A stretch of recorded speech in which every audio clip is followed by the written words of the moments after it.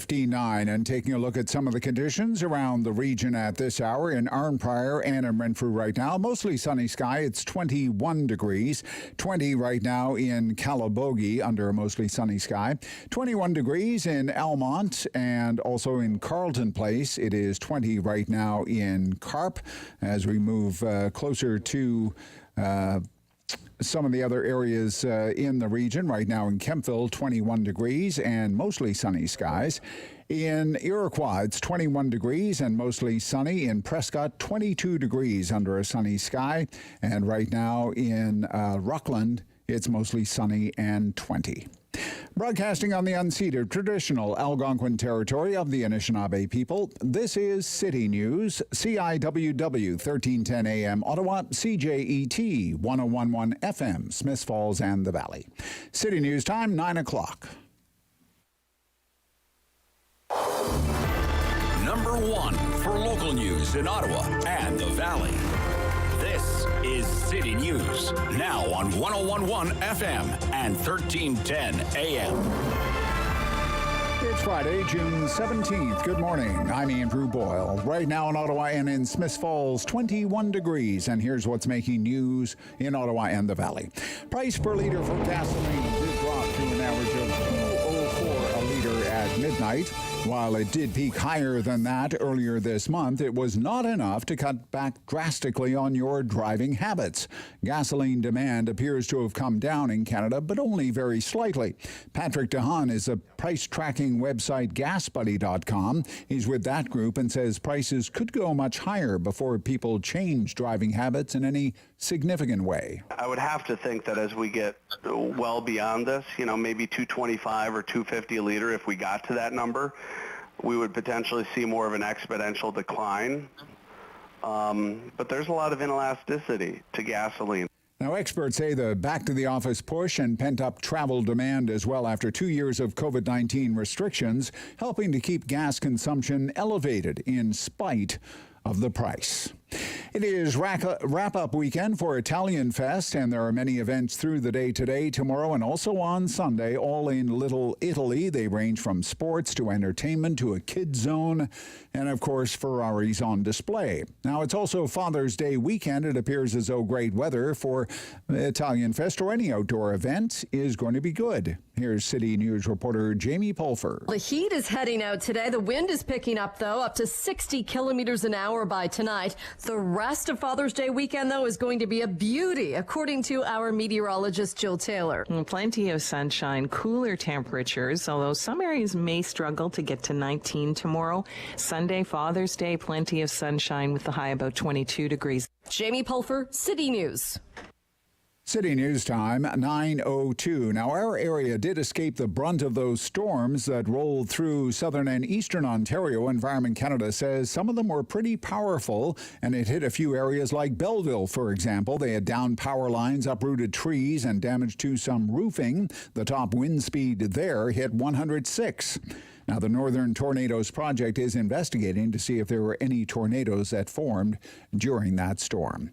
And now your forecast for today and the weekend. Here's City News meteorologist Jill Taylor. A quieter weather day for us today. Sun and cloud, chance of some showers and becoming less humid. The wind will shift to the northwest and will start to cool down. 26 the high today will drop to 8 degrees for the low. Quite cool overnight. Plenty of sunshine for the weekend. Highs 19 to about 21 degrees. For today, the high 26.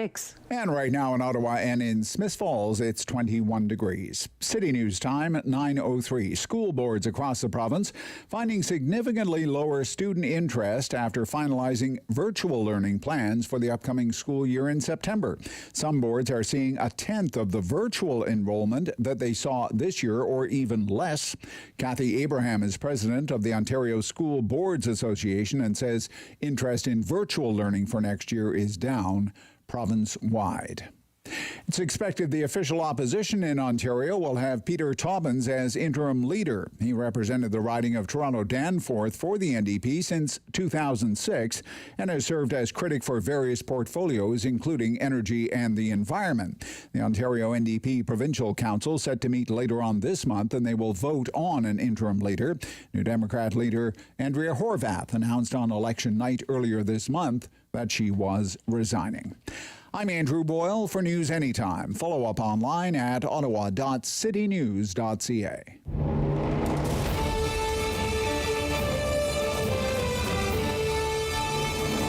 He's got the news and the views. He's got views on the news. It's the Rob Snow Show on Rogers TV and City News. 1011 FM and 1310 AM. Friday. We made it. It was touch and go there for a while. Good morning. Welcome to the Rob Snow Show on City News. Coming up, he has been minding Ottawa's business all week long. Tom Korski, managing editor, Blacklock's reporter, and we'll jump right into all the back and forth on the government's decision to use the Emergencies Act to end the truckers' protest here in Ottawa. One of the special guests at the committee looking into this was the Minister of Finance, Chrystia Freeland, and she said, well, she really didn't say much at all, and dismissed the premise of most of the questions that were put to her, not just questions from Conservatives, but questions from her best buddies in the NDP, too. But she did manage to say that the government had to use the Emergencies Act. They had to, because Canada's economic reputation was at risk. Our very reputation as a place to do business, a place to invest. So that's why they needed to use the Emergencies Act. I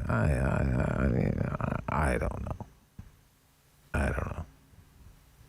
I guess you could say that was the case. That argument could be bolstered if the Emergencies Act was in place when the truckers were blocking the Ambassador Bridge in Windsor, or the border crossing near Coutts, Alberta, but especially the Ambassador Bridge. I mean, that is a vital border crossing for trade with our largest trading partner, our good friends, the Americans. I mean, I don't think anybody would argue with that.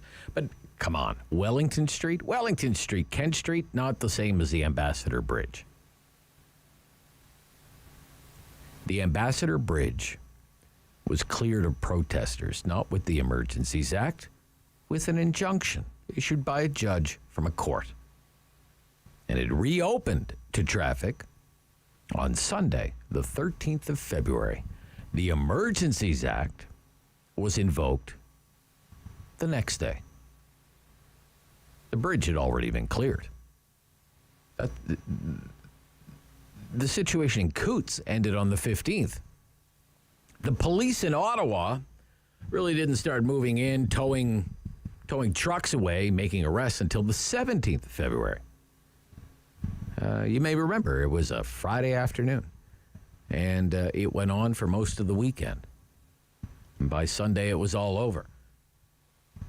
Okay, so if you can use a calendar, you can punch holes in the argument put forward by Finance Minister Chrystia Freeland this week at this committee. But we're going to get into all of this and a few other notable news items coming out of Parliament Hill this week when Tom Korski joins us in just a few minutes from now. Also on the show this morning, my good friend Derek Fage, the host of Daytime Ottawa on Rogers Television. Lots to cover off with him.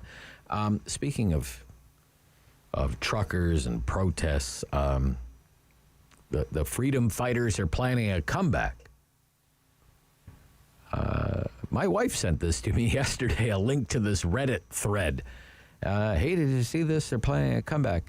Oh, great. I guess there's some kind of organizational meeting planned for next week, and they, whoever they are nowadays, they plan to be here in some numbers for Canada Day, and they want to make it a summer-long thing. The Festival of Freedom, the Summer of Freedom. Freedom Summer in Ottawa. There's supposed to be some kind of briefing this afternoon involving the Ottawa Police and Heritage Canada about security plans for Canada Day. Maybe this will come up. If I was a news reporter, I'd want to ask about it, but we'll find out more this afternoon. I guess for me, what is it all about at this point? What is it all about at this point? Most of the mandates are gone. Mandate for the vaccine for working for the government is being dropped. There's no mask mandate. There are no lockdowns. So why? Do we have like rebels without a cause here? Going to talk about that and the LRT inquiry, which is surprisingly interesting and sometimes astonishing. Yeah, as bad as it was, this is the remarkable thing to me so far. As bad as it was for the transit riding public that winter from hell on the light rail, by the sounds of it, it could have been much worse. You're lucky it wasn't worse. We're lucky people weren't killed, and I mean that.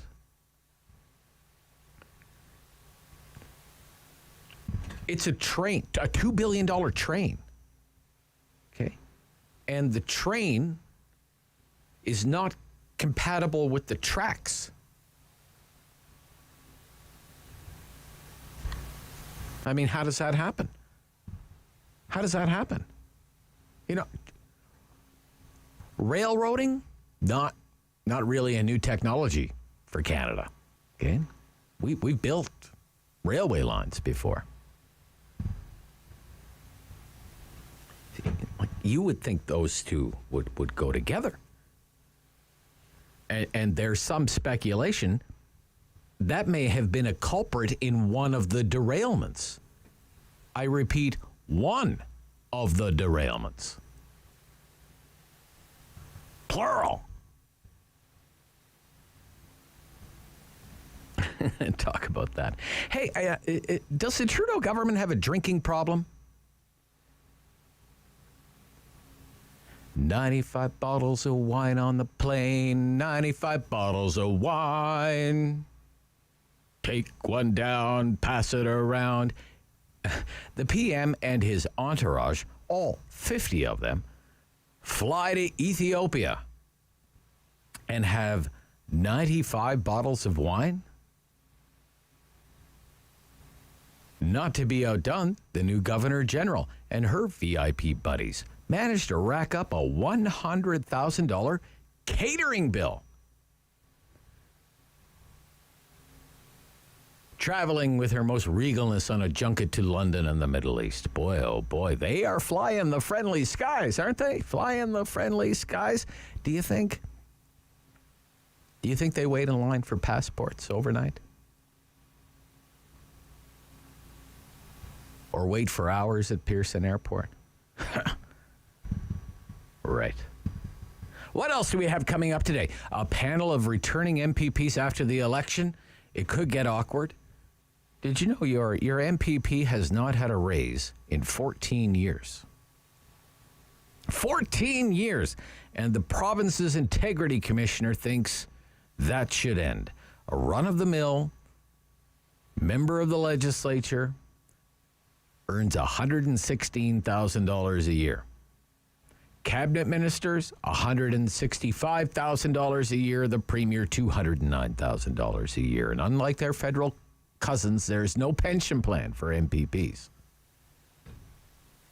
I mean, it's good money. Six-figure salary. But it's the same as it was 14 years ago. So I am going to ask the MPPs joining me today, do you deserve a raise? Right? Like I said, awkward. Maybe they do deserve a raise, but can you imagine what the headlines would be? MPPs give themselves a raise while Ontarians struggle to afford groceries. Like, it's politically, it's not palatable. We're also going to talk about wait times in the emergency room of Ontario's hospitals, with news reports saying the wait time in hospital emergency rooms have hit a record of 2 hours. Now, I tell you what, I'd feel like I won the medical lottery if I went to the ER and only waited for 2 hours.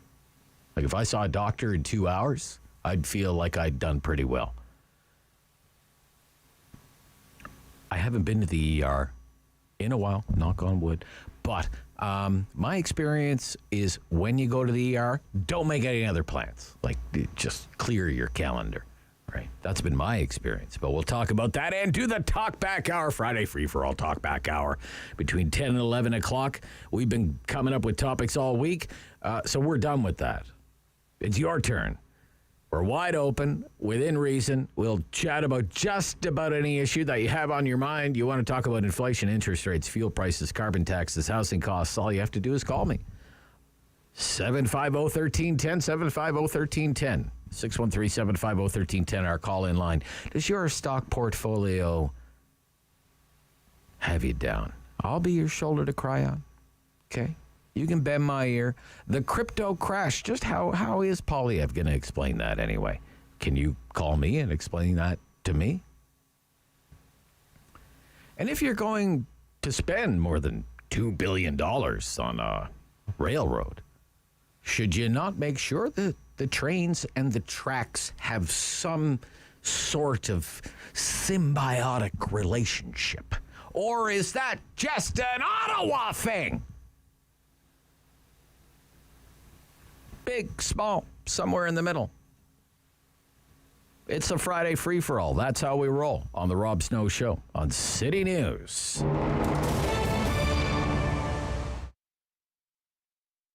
ElectriSport RC is a indoor RC facility with 3 different courses, all under one roof. We have bashing, crawling, and racing. And bashing you can see just right here to my left. It's a dirt track, kind of like a skate park, but for RC trucks. Change it up regularly. It's a lot of fun. Kids just love to rip through the dirt, and so do adults. And then right behind me over here is our crawler track.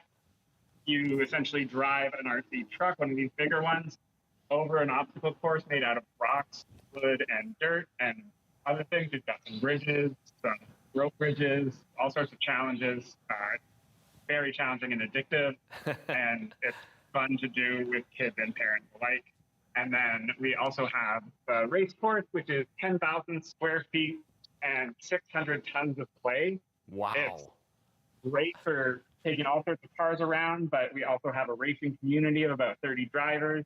They tinker with their cars. It's a really good entry point for kids to learn about electronics and engineering while they try to edge their competition for the thrill of the win. What a great, Dan, as I said, I can see it becoming, addictive and, people working on their machines constantly to improve them and that sort of thing. So you have different sort of days, right? So let's talk about Wednesday nights, first of all. What's the setup for Wednesday absolutely. nights? Wednesday night, it's about 30 drivers who get together. It's a pretty intense competition. They're really fine-tuning their cars. We also have Friday nights, which are a bit more relaxed. It's a bit less about who's winning and more just a great place for people to get more into the racing hobby. And then Saturdays and Sundays are just kind of a more open family type atmosphere. All 3 courses are there to play on, and it's just a great atmosphere with welcoming community and people who just want to enjoy playing with toys. Dan, let's talk about the popularity of the sport, because as I said, I can see people immediately falling in love with it, whether you're doing it competitively or just recreationally. Over the years, what sort of popularity have you seen? Have you seen a growth in the popularity of the sport? Absolutely, especially in the recent years with the pandemic. People have been buying RC cars to play with at home, in their yards, on the street, or in parks. We built this facility because we wanted to have a place that's specifically built for RC cars that families can come to. It's just great for all ages, and you can get into any type of RC driving while you're here. If you just go on our website, you can Google ElectriSport RC to find us. You can sign up there for an introductory session. We'll show you around the facility, get you up and going. So keep up with Rob. The Rob Snow Show returns on Rogers TV and City News, 101.1 FM and 1310 AM. He's been minding Ottawa's business all week long. From his perch at Blacklock's reporter, Tom Korski is back, managing editor. Good morning. Hi, Rob. Great to hear from you. Let's begin with a review of what happened when Chrystia Freeland, let's focus on Chrystia Freeland's appearance at the committee investigating the use of the Emergencies Act during the Freedom Convoy. What, in your opinion, were some of the notable developments? It was not a successful appearance by the finance minister. You recall at the time, the Minister Freeland had said, this is back in February, when they dropped the hammer on the truckers on the Valentine's Day Emergencies Act, February 14th, and she had said this was about preserving the economy, a risk to the nation's economy. And in testimony, Minister Freeland was asked repeatedly by all opposition members, and I mean all opposition parties, what did that mean? As one Quebec MP said, I'm not getting it. So some trucks were blocked, were double parked on Wellington Street. How would that affect this $2.5 trillion economy? I don't understand. Please help me. To which Minister Freeland said, well, I don't have figures. I have some figures in my head, but I didn't actually bring any documents with me that would substantiate the extraordinary use of police powers. But they're in her head, Tom. But they're in her head. It was in her head, yeah, exactly. They're in her head. Yeah, they're. Oh, to get into that head. Okay, let's listen. Let's listen a little bit here. Larry Brock is, and I'll say, very combative and very dismissive of not just questions from Conservative MPs, you would expect that, but even from their buddies in the Alliance, the New Democrats. And we'll have some highlights here. Larry Brock is a Conservative member. Brantford Brant is his riding. Wanted to know more about what the government knew regarding the sources of funding for the Freedom Convoy. So let's listen to that there. Do you recall using the words terrorism funding and money laundering in the House and reporting outside the House? Yes or no, Minister Freeland? I believe if we were in a court of law where I think you once worked, that might be called badgering the witness, Mr. Brock. Sure. Now, my core concern as Minister of Finance and my central justification for these very serious measures that we put in place, as was clear in my opening statement. You're not answering the question. I'm going to move on. Is the economic You're not impact. answering the question, and I will move on. Okay. So we have another clip of Larry Brock again trying to get at that issue. Go ahead, David. Do you agree with me that the Deputy Director of FinTrack, Mr. McKillop, confirmed at committee that the convoy funding did not come from terrorism funding or money laundering, and the typical person who donated hundreds and thousands of dollars to the convoy came from their own resources and posed no security threat? Do you accept that? What I accept, Mr. Brock, is that the core threat was to the Canadian economy, to our reputation as a trading partner and investment destination. Thank you I for made the that clear in non-response, my Minister. opening remarks, and that is my view. Thank you for the non-response, Minister. Very helpful. Yeah. Because that is the kind of language, Tom Korski, that was being used at the time about, right? About issues of national security. It is the Emergencies Act, right? Cabinet was absolutely explicit in the day. Bill Blair and Public Safety Minister Marco Mendicino were absolutely unambiguous. They said this was a foreign-funded Nazi insurrection that was a threat to the 44th Parliament. They laid it on the line. That this was not about truckers who were double parked and breaching the noise bylaw. This was a threat to the very fiber of our democracy. Foreign-funded Nazi insurrection. False, false, and false. And I'm saying that's not opposition claims. That's testimony from, for instance, executives with GoFundMe. He said, look, this was mom and pop $20 contributions. Almost all of it was Canadian, and people who felt good on seeing what happened with the truckers blockade. That was it. Now, if you think, well, that's just conservatives and liberals, and of course they're going to go at each other in a committee. Remember, the NDP is in an alliance with the Liberals. They will prop up the Liberals, they say, for the next 3 years, 5 budgets, whatever it happens to be. Matthew Green is part of this committee. He's an NDP MP. And let's listen to the tone of this exchange. Thank you. And I have to say, I disagree so forcefully with the premise of the question. Reputational damage when it comes to an economy, when it comes to a trading relationship, when it comes to Canada's This is just repeating the same answer. You know, look, at the end of the day, we have We have a job at this committee to get to the heart of the matter. You can reject the premise of the question. All you have to say is that your ministry did not generate any internal information that would be for the good and the welfare of this committee, because that's what I'm hearing right now in the repeating of these answers. So I'm going to move on. Okay. All right. Why was she even there? I don't. Okay. Well, they have to answer, Rob. Yeah. They have to answer. And you know what's striking?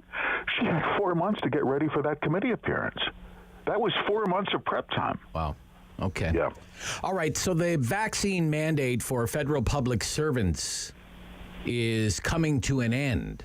What about public servants who were put on leave without pay or decided to leave the public service? Can they go back and get their old jobs back? Are they going to get any kind of compensation? What do we know about that? There's been no talk of compensation. Treasury Board has said that they would be allowed back. Well, they don't have a choice. They do have collective agreements. I think that's the least of the Treasury Board's problems, Rob. Okay. Number one, we don't have a true count. We count at least 3,000 who were suspended without pay, dismissed, discharged, you name it. But there are court challenges pending. This is a fundamental point of law. And the Attorney General says, I'm pretty sure we're on solid footing. Well, we can see even the Department of Health's lawyers prior to the pandemic said you can't have mandatory vaccination in our country. It's unconstitutional. That's a legitimate argument. And the damages are going to be horrific. Okay. And it was a vaccine mandate for public servants, even for public servants who were working from home, because the public service is Canada's largest employer and it had to set an example, was the government's line. But how many are still working from home? Oh, that's an interesting 230,000. 230,000? Over 250,000. Yeah. Unbelievable. Yeah, 230,000. All right. We have to wrap it up. We're out of time. But I thank you for your time this morning, Tom Korski. Always great material. That's why I'm a subscriber, and my listeners should be too. We'll talk next week. Thank you, Rob. Yep, Tom Korski. He's the managing editor at Blacklock's Reporter.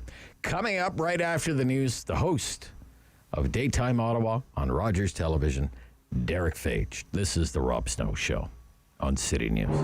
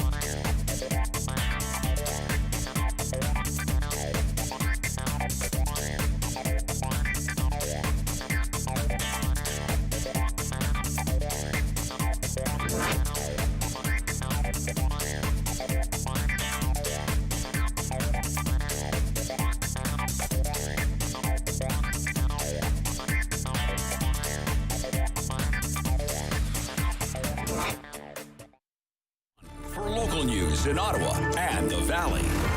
This is City News, now on 101.1 FM and 1310 AM.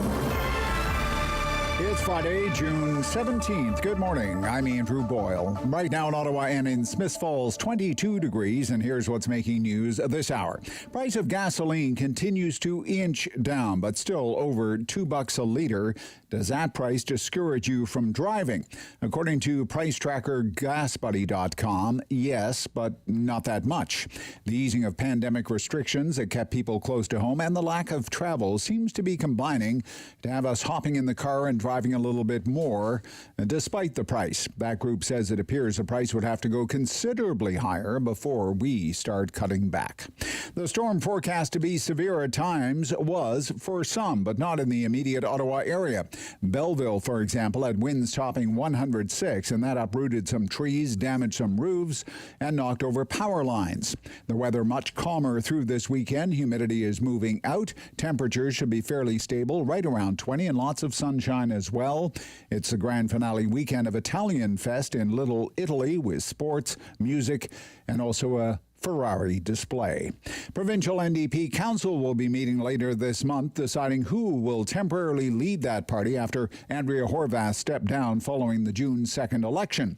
It is expected that Peter Lobbins will be named to that position until the party goes through their leadership convention. City News Time at 9:31. I'm Andrew Boyle for News Anytime. Follow up online at ottawa.citynews.ca. Firm. Fair. Fun. The Rob Snow Show returns On Rogers TV and City News 101.1 FM. and 1310 AM. Derek Fage is the host of Daytime Ottawa. You hear him all the time here on City News Ottawa, and he's with me every Friday here on the Rob Snow Show. Good morning. Good morning, Rob. How are you this morning? I'm good. I hope you're well. Okay. I'm doing great. Weather's nice. Yes, it is nice. It is nice. A nice weekend ahead. Yeah, looks good. Looks good. Well worth the wait. That's for sure. What a week we've had. Yeah, we sure have. The LRT inquiry is underway. It's underway right now, actually. They're talking about the infamous Rideau Street sinkhole right now. In the first place, that the city, of course, didn't like the project to be delayed. And probably because there were the possibility of a claim from RTC to RTG and then to RTG to the city was very real about the sinkhole. So I think the city, took a much more contractual approach after that. But in any case, I think the day-to-day technical cooperation with the city continued more or less in the same way. Okay. All right. Okay. They are investigating today the root causes of the sinkhole. I love this. It's a great tourist attraction for a while, Rob. It was. And I remember, there's still a van down there. Some guy's van, like the locksmith's van. It was swallowed up by the Rideau, and it's still down there, like in the bowels of the city somewhere. Isn't that amazing, though, that they kept it down there? I guess maybe they thought it was one of those, you just bury that for, later on, and in 100 years, someone will dig it up. Oh, this is the type of vehicles they used to have.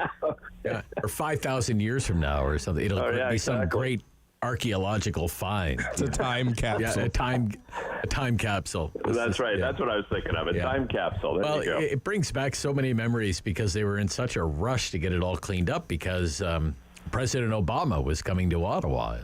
You remember President Obama? Oh, that's right. Yes. It's such an eyesore. Like the leader of the free world, Justin Trudeau's BFF, is coming to Ottawa. We got to get this. Can't have him swallowed up by a sinkhole when he goes to get his Obama cookie. Just like wild, so wild. So I don't know if you've been following this. But I've actually been surprised by some of the information that they've managed to pull out of the witnesses. I was thinking, well, there's what else is there to know at this point? But I think I told you that, right?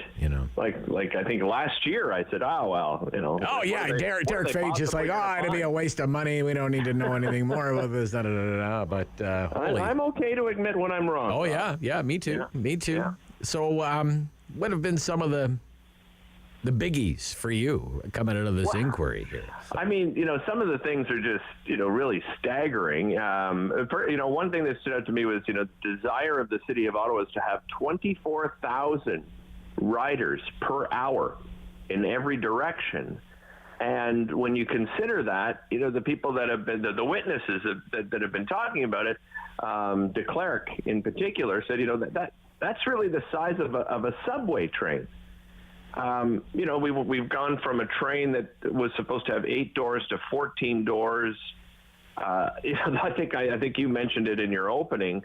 The train was not compatible with the tracks. Yeah. Like, who did they go? I just don't understand. I mean, this is one of the largest. Like, they build these things around the world, Rob. It's Right. not like they went to Joe's Trains and Trucks. Yeah. To get a bid on this, to get an estimate. Oh yeah, well, we don't really lay tracks much, but we'll see what we can do. We'll get you the best price. I mean, we're talking about SNC Lavalin here. It's mind-boggling, some of the things that we're finding out about this.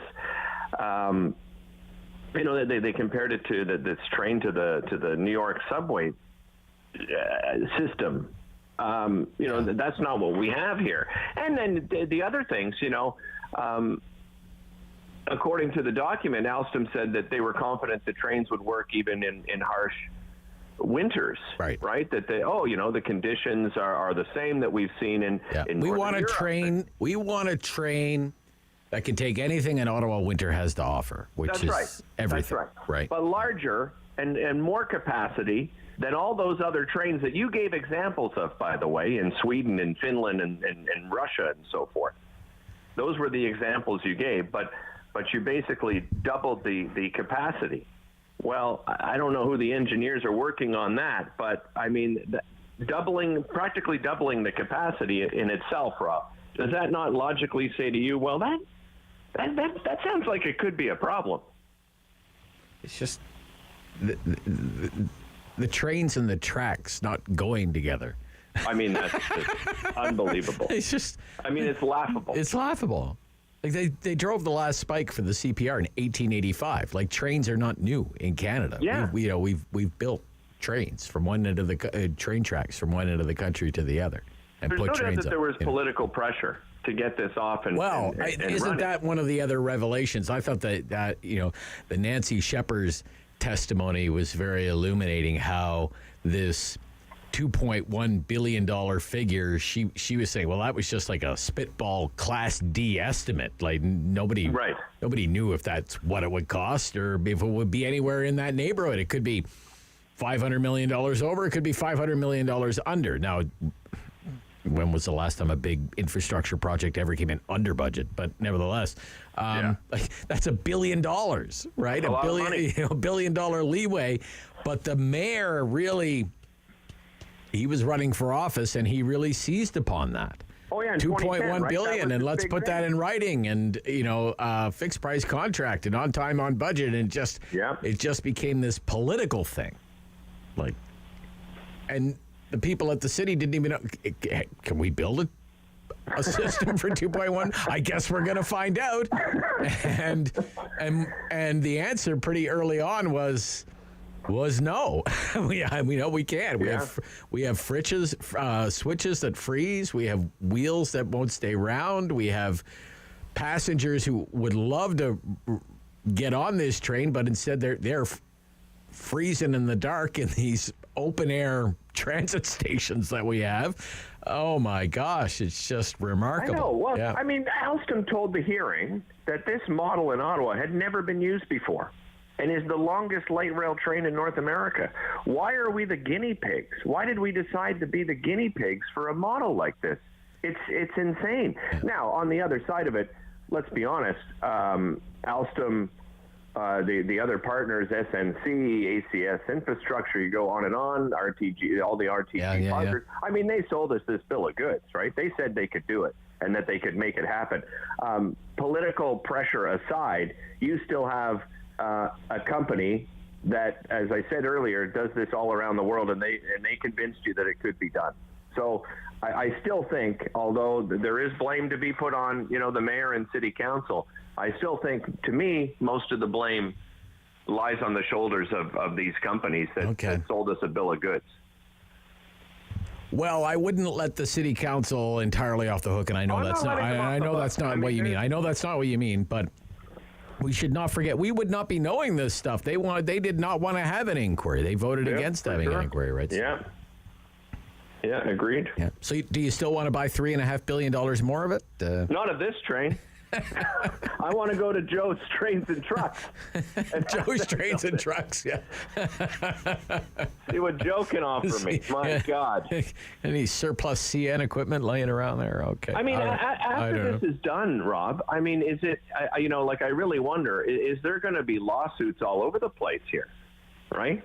And that's going to cost us even more money because, quite frankly, if it is true that the train's not compatible with the tracks and they have to make all of these changes, I mean, just take these trains back and give us the ones that have been working around the world in these conditions. And if that contributed to the derailment that knocked this thing offline for weeks and weeks and weeks, I mean, think about what happened with that train. That darn train was off the tracks. It went into a station. It pulled out of a station. It had already derailed. It went through the tunnel. It went over a bridge. It went over a bridge that was that spans traffic underneath. Like, it's just, you hate to think what could have happened. Absolutely. Right. Yeah. And we're not even exaggerating, It could have been a really dangerous situation. Yeah. Okay, let's move along. According to a Reddit post or some follow-up news reports, a gaggle of freedom-loving convoy people, I don't know what you call them, they'll be in Ottawa next week. They're going to have a meeting, like a leadership meeting. And then they plan to stay all summer. They're going to set up, I love it, Camp Eagle. They're going to have Camp Eagle. Camp Eagle. I love it. I love it that it's Camp Eagle and not like Camp Beaver or something like that. Something Canadian. Yeah, Camp Loon. Camp Loon. Let's go with Loon. Yeah, Loon. So 45 minutes east of Ottawa. I don't know where that's going to be. They claim there's a big conference coming up. Yeah, isn't there? Yeah. They claim their goal is to have 100,000 to 200,000 daily protesters in Ottawa by Labor Day. Why? Yeah, well, that's the question. Why? Right? Yeah. Rob, I've told you this before. I think, what it's come to now with almost all the restrictions lifted at this point, it really is some like-minded people who've got time on their hands. Yeah. And they want to get together and drink beer and, chat and have some fun and camp out. And, the weather's nice now. Why not get together and let's do it? There's no other reason, Rob. Yeah. In my mind, I mean, I think for them, it's a lot of fun. I mean, look at what we saw here. I mean, it was a big bloody party, and they just want to have a big party. I don't know what else to say. I wonder if Camp Eagle will have. Well, they have to have like a pig on a spit. Oh, absolutely. Like, for sure. Hot tub. Aren't there going to be cooking stations? Like, the hot tub, bouncy castle. Oh, yeah. Right? Yeah. Ball pit, the saunas and the hot tubs. What's that, David? What did you say? The ball pit? There was a ball pit for a while. Oh, yeah. Okay. Oh, you know what would be good, David, is horseshoes, right? Oh, yeah. Pass the time a little. That's good. I don't know. What's the point anymore, right? Why?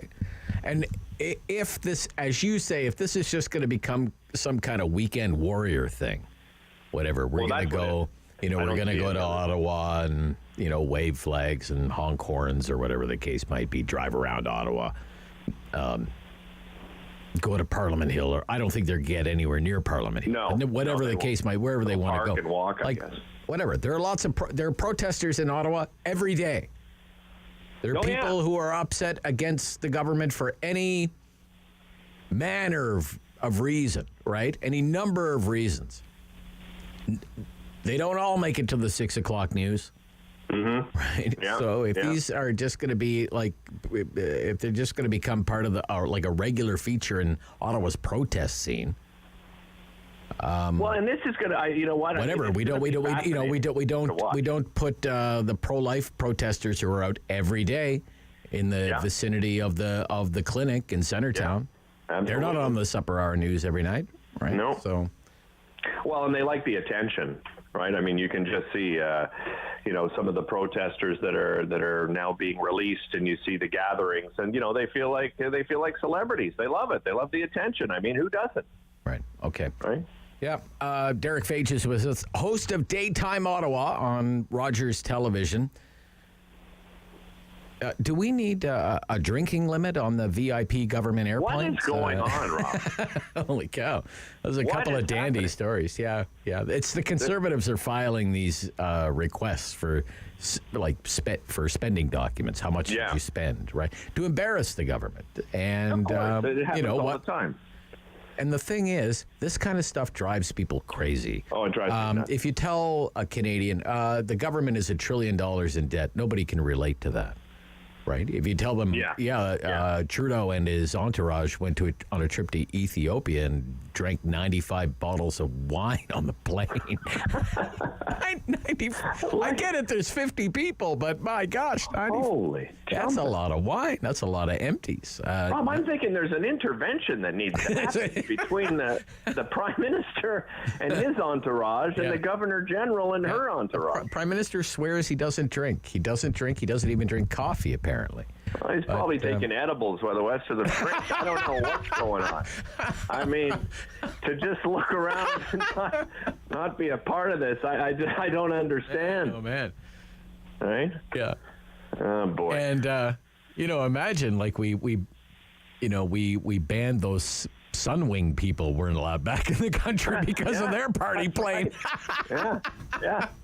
What's frustrating, Rob, is you read, you go on social media and you see, it becomes so political. Supporting, well, that only works out to about, if you think about it, how long they were out of town, and it only works out to about $250 a person or $300 a person, whatever it happens to be. Like, okay, I don't care what political party you align yourself with. These kinds of things are ridiculous. Yeah. It doesn't matter. And it's not their money. Right? Exactly. So, yeah. Right. And then, by the way, the people pointing out it's only, it's only, so much, $300 per person. That's just the flight, people. Can we understand that is the flights we're talking about? We're not even talking about the accommodations and the food and the booze that was spent while they were there for the Governor General, right? Yeah. That's catering during the flights. Governor General Mary Simon and her guests racked up a $100,000 catering bill. Flights to and from the Middle East, March 16th to the 24th. $100,000 in 8 days. In 8 days. Wow. You see why, everybody's worried. Oh, trust in institutions is falling. Pierre Poilievre is making waves with this thing, Fire the Gatekeepers. There is the elites are thumbing your nose in it. Well, where do you think that comes from? Where do you think that sentiment comes from? All right. Listen, you and I want to be appointed to the Senate. Yes, all I want is a Senate appointment. I'm there too. If anyone's listening, please appoint Rob or I or both of us to the Senate.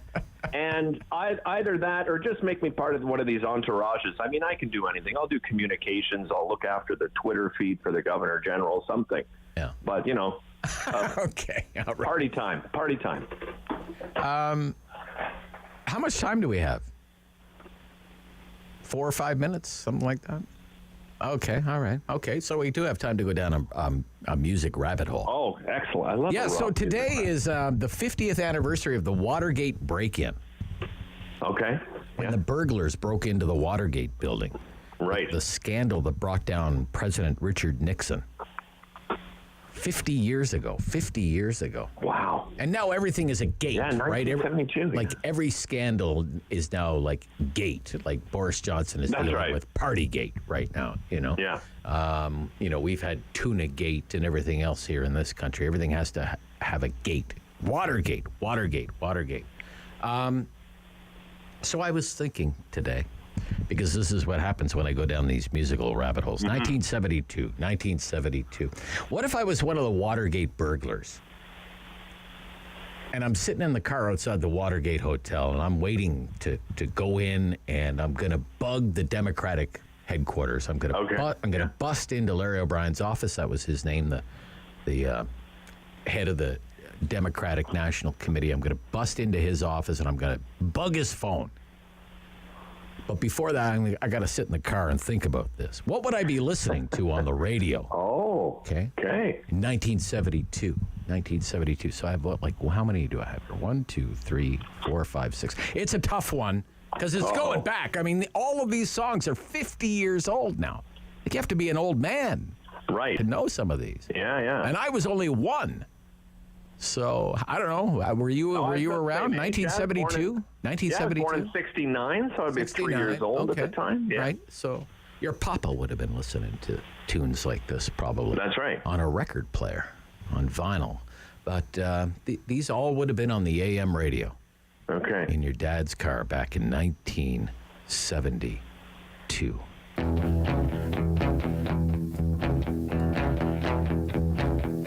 One of the greatest openings of a song ever.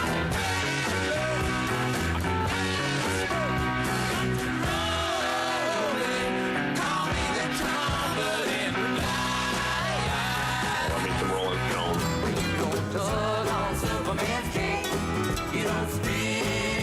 Oh, great tune. Jim Croce.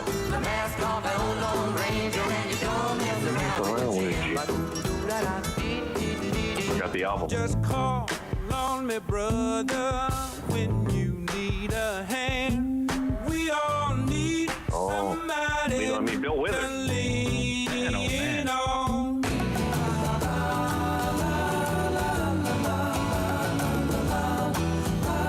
Horse with No Name, another great song.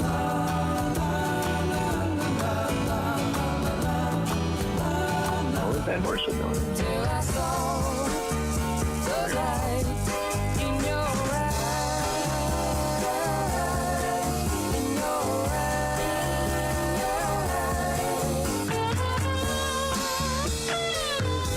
Derek, you knocked it out of the park this week. Did I? That is your vintage. That's your vintage. Peter Gabriel, right? No, not Peter Gabriel. That's Todd Rundgren. Oh, no. Peter Gabriel. Yeah. Good stuff, man. Yeah, you did really good. Okay. So get it on Bang a Gong. Oh, yes, that's it. That's the opening song. Fantastic opening. Right? And Tumbling Dice by the Rolling Stones. Exile on Main Street. Jim Croce, you said you had the album? You had the album? Oh, yeah.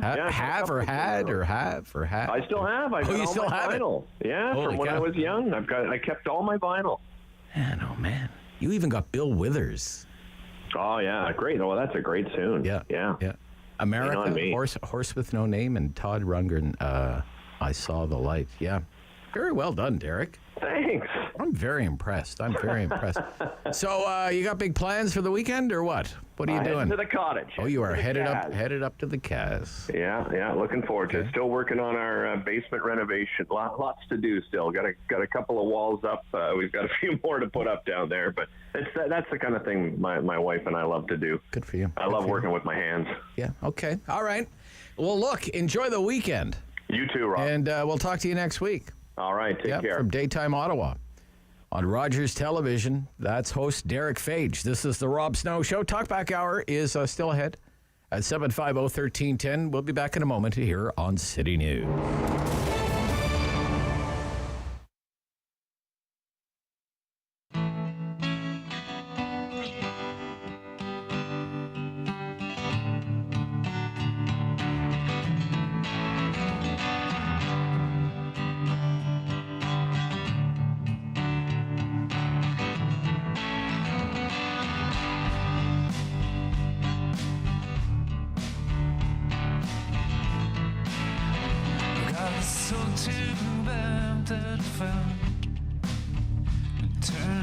That's how I like it to sound.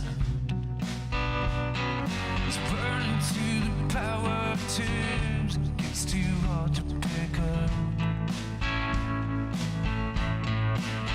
I know that one day it's gonna break down, 'cause I'm running to the ground.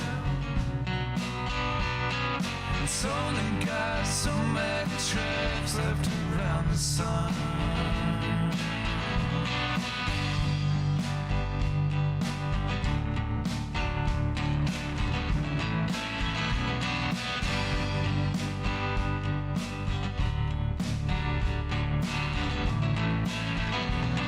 It's rusting out gasoline, babe. When you're trying to drive it as far as you can. It's hard getting started now and it's shaking like it didn't before. I know that one day it's gonna break down, 'cause I'm running into the ground. It's only got so many treads left around the sun.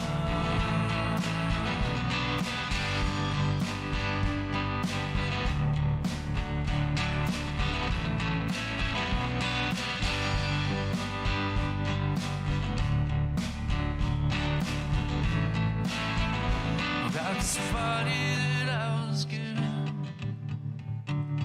I've been pushing it as hard as I can. I'm not talking about athletic marathons.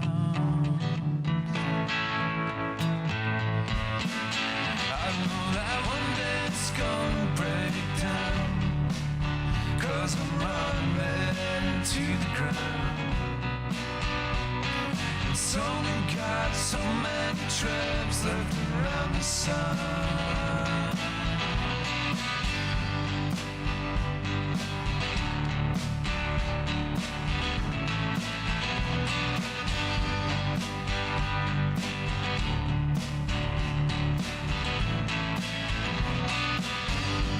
Community opinion. The Rob Snow Show returns On Rogers TV and City News. 101.1 FM And 1310 AM. Yep. And again, coming up between 10 and 11 o'clock, you can get in line right now if you want. It's 750-1310, 750-1310, 613-750-1310. It is the Friday free-for-all. And it was a busy news week. We don't have to talk about what's been in the news, but we usually head in that direction. Freedom Convoy 2.0, 3.0. What are these Freedom Convoys all about anymore? I don't quite get it, but if you want to comment on that, I'll take that call. The LRT inquiry, which is happening right now, the origins of the sinkhole is the topic. And to submit a recovery plan, that a new schedule. And RTC, that's happening and will be happening all morning. But if you have any comment about the LRT sinkhole, inflation, the inflation report is actually coming out next week, and don't be surprised if that number is around 7%, maybe even above 7%. 7 point something, because it keeps surprising economists to the upside. But whatever. It doesn't even have to be about a big news story. I just want to hear from you to wrap up the week and kick some big issues around. 750-1310, Rob Snow Show, City News.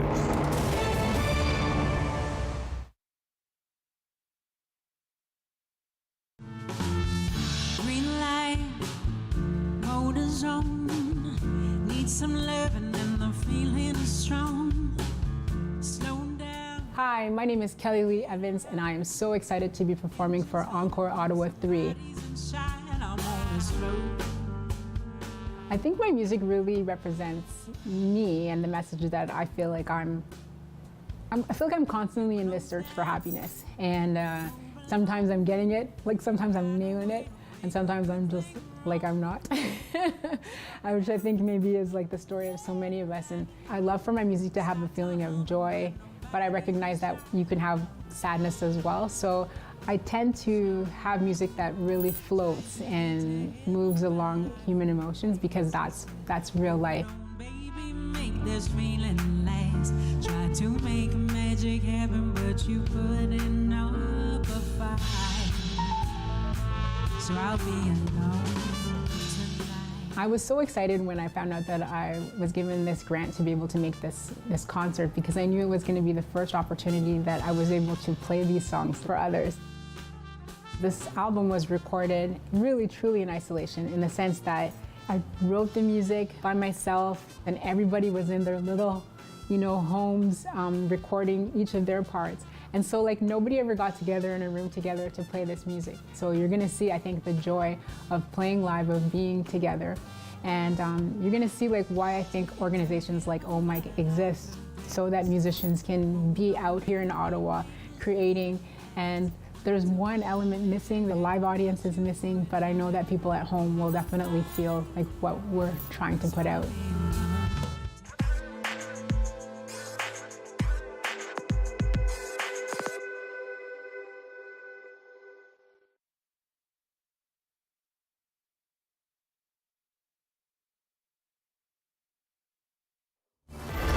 Number one for local news in Ottawa and the Valley.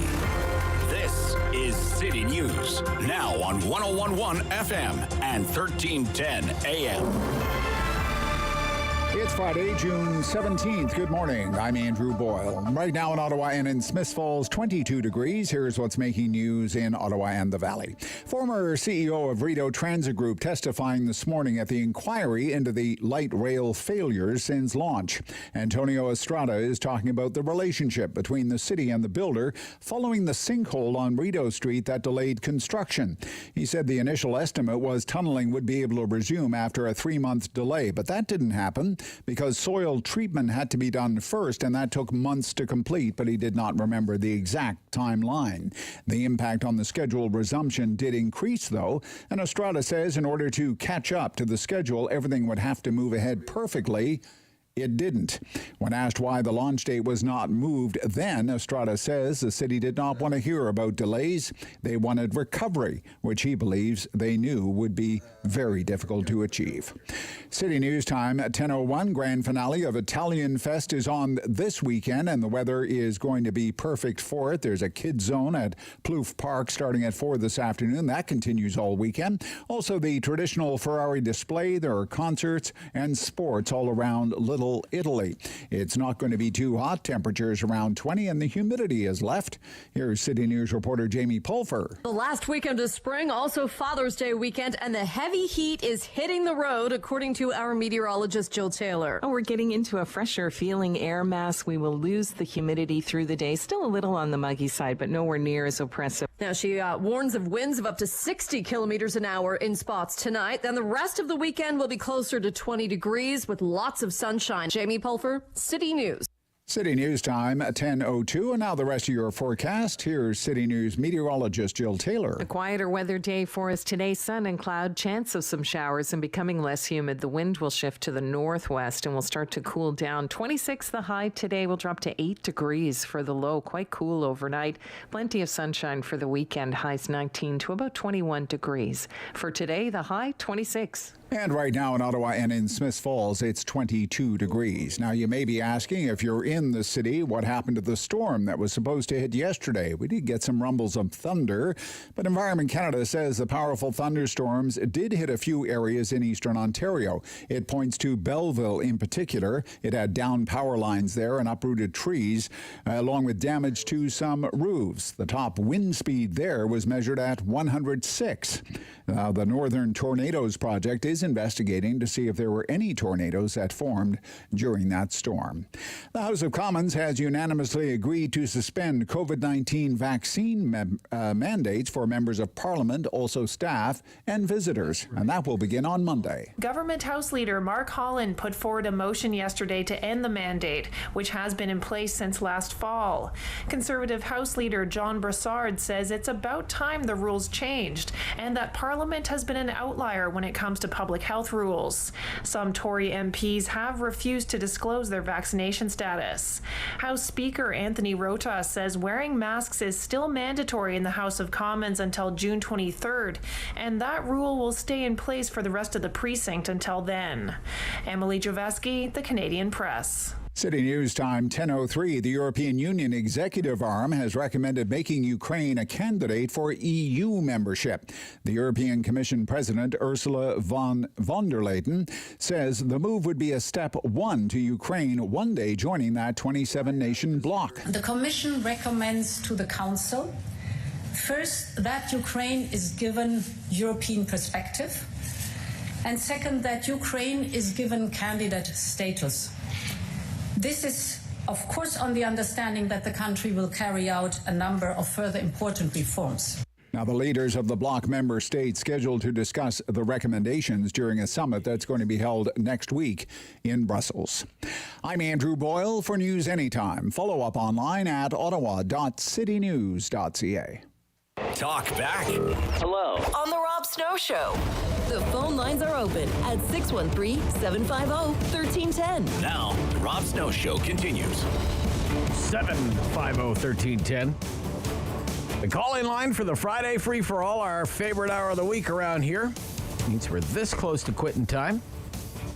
And it means we don't come up with the topics. Look, we've been doing that all week, okay? Today it's your turn. We usually end up talking about things that have been in the news, but that's not the law of the land. Maybe it's something you think should be in the news. Like, Rob, why aren't they talking about this? Why isn't this in the news? Whatever it happens to be, okay? Within reason, we're usually good to go. So let's get going. 750-1310, 750-1310. What is this? Every line is available on a Friday morning for the Friday free-for-all. Let's get those phones ringing. There must be something on your mind. 750-1310, 750-1310. Okay, I'll go first. Freedom Convoy 2.0, or I don't know, is it 3.0, whatever it is. Something's in the works. I guess it's 2.0 if you don't consider Rolling Thunder to be the sequel of the original, but, 3.0 if you do. Whatever. Something's in the works, right? Something is in the works. I just don't quite get it, what this is all about now. It was my wife who alerted this to me yesterday. She saw a posting on Reddit yesterday that was getting some attention, and she forwarded it to me. I'm doing a broadcast on Canada Day, so it was of particular interest to me. I'm going to be right down there, I hope, in the thick of the Canada Day celebrations. And I don't know, maybe I'll be joined by some freedom fighters. I don't know. There's some kind of plan for some kind of freedom conference next week. And a march of some sort on the 30th of June along the canal. And as they have before, they're going to set up some kind of permanent camp 45 minutes east of Ottawa, private property. They've named it Camp Eagle. And they say they're not going anywhere. Going to be in the Ottawa area indefinitely, and they have a goal to build up. They're going to gradually build up over the summer, and they want like 200,000 people here for a protest on Labor Day. They're not. I don't think they're going to get anywhere near either 200,000 people or anywhere near Parliament Hill on Labor Day, but that's just me. We may hear more about this later today. Ottawa police are supposed to have what's being described as an information session this afternoon, along with Heritage Canada, to talk about all the Canada Day activities. If I was a news reporter covering that, I'd have questions about this. Not just for Canada Day, but the rest of the summer. If Convoy Castaways are planning a summer protest here in Ottawa, what's the plan for the Ottawa police to deal with something like that? I don't see the point of it anymore. What's it all about? Mandates? Most of the mandates are gone. Travel mandates, mask mandates, lockdowns, all gone. Feds are doing away with the mandatory vaccination requirement. All gone. What is the point? If I was to hazard a guess, I think we just have to get used to the idea that protesting mandates or perceived infringements on freedom is going to become just a permanent fixture of Ottawa's protest scene. And there are lots of protesters in Ottawa expressing all kinds of grievances against their government. People protest in Ottawa every day of the week. But they don't make it to the supper hour news. You don't read about them in the newspaper. They don't get meetings with Conservative MPs, generally speaking. If they want to spend some time, I don't know, living a commune life in a farmer's field in Embrun and come to Ottawa and unwoke us all, go for it. I don't really see the point of it, let alone slapping it on the news or wasting any ink on it. But that's just me. And it's the Friday free-for-all, 750-1310. 750-1310. Paul is in Canada and is up first this morning on City News. Good morning, Paul. Yeah, morning, Rob. Hi, Paul. Yeah, actually, what I was calling in about was just a thought, and because you're a news guy, you could maybe be interested in what you think of it. But it's about your people's not trusting news and apathetic towards the news and everything, and declining trust in the news media. Yeah, and I think there's a kind of a cause and effect with sort of the path that the federal government follows now with answering questions. Like, for example, the most recent testimony of Chrystia Freeland, where she basically won't answer anything, and it's really like getting blood out of a rock to get her to say anything about what they were thinking, and not grasping the seriousness and just kind of the responsibility of leadership in government, where you call an emergency act. I think you owe it to the people of Canada. To explain why. Well, she says our economic reputation was on the line. Yeah, so when you're like a poking Jell-O, you just can't get an answer out of it. I mean, how do you, as a news guy, how do you even report that in an interesting way, right? It's quite discouraging and it is discouraging. So I think some of that, and they followed that path before. I mean, the with the Jody Wilson-Raybould thing, and then Bob Fife broke that story and really held their feet to the fire. But that's where you're down to really kind of investigative journalism to really build some faith in people reading the news. Gotcha. Okay, so you think maybe part of the problem with declining trust in the media is the media's inability to tell a story like that story. Yeah, it's the tone set by the government. How they set by the government. Talk this stuff. Yeah. Okay, Paul. Thank you. Yeah. Thanks, stuff. Yeah. Thank you. Bye. Okay. Bye. Yeah. 75. Couple of lines there. 750-1310. Friday free for all. Darren, Ottawa. Good morning. You're on City News. Darren, what's up? Hi, Rob. I just wanted to call in. I don't know if you've noticed, but it seems like the city has decided to use speeding cameras and traffic light cameras everywhere. Okay. They recently decided to create all these new community safety zones in front of a number of schools, and the one that I have a problem with is on Saint Laurent in front of Queen Elizabeth Junior High. It's a fully medianized road. The kids don't even start school till 9 a.m., and there's a crosswalk at both ends. And rather than try anything else, they put up a speeding camera. Well, I got two in one day. And I have no issue with the city enforcing speed limits, but did they have to go straight to a camera that takes 30 days to get a ticket? I dropped my kids off at school. I came back home, went back to go out, and I got a $95 ticket going 65 kilometers an hour in a zone where kids don't even walk. Wow. And when I tried calling the city to talk about it, I had to wait 15 minutes to talk to someone who said they weren't the person to talk about, and got no response from my city councillor in Ottawa Vanier, no response from the mayor's office. It just really seems like the city's addicted to these cameras. And the stats on their website said last year they made, I think, $8 million out of these things. Wow. So where is this camera? So it's just south of Saint Laurent Montreal Road. And Queen Elizabeth School is on the east side, and it's between blocks. So there's a signalized crosswalk at each end. And I've never actually seen kids walking to school there, and their school doesn't even start till 9 a.m. Right. Okay. But yet around the corner at Manor Park School, they've got one of those, the radar signs that say if you're going too fast, too slow. They've got a crossing guard. They've got all these options there for a neighborhood where kids are walking. Right. But on Saint Laurent Boulevard, they put what seems like an automatic taxation device. Automatic taxation device. Okay. What time were you caught there? 7:30 in the morning, so an hour and a half before the kids even show up for school, and then 9:57. What's the speed limit there? 50. 50. Okay. And how much was the fine? $95. Wow. That was for going 69. I correct myself, but I went 62 and got a $65 ticket same day. And I could have more in the mail because they say it takes 30 days for you to get your ticket. Right. Slow down. Well, yeah. Darren, slow down, my friend. Slow down. My gosh. Okay. All right. That's interesting. Thank you, Darren. Okay. Right. Bye-bye. Yep.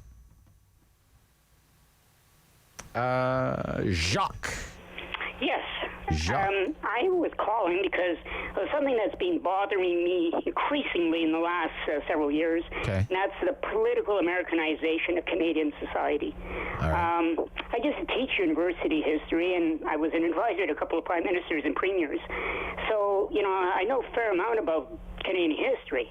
And when you look at Canadian history, back at the time, people seem to forget that most of the Canadian English people that we have, the stock we have in this country, came from the United Empire Loyalists, the people who left American democracy and the American Revolution and came to Canada.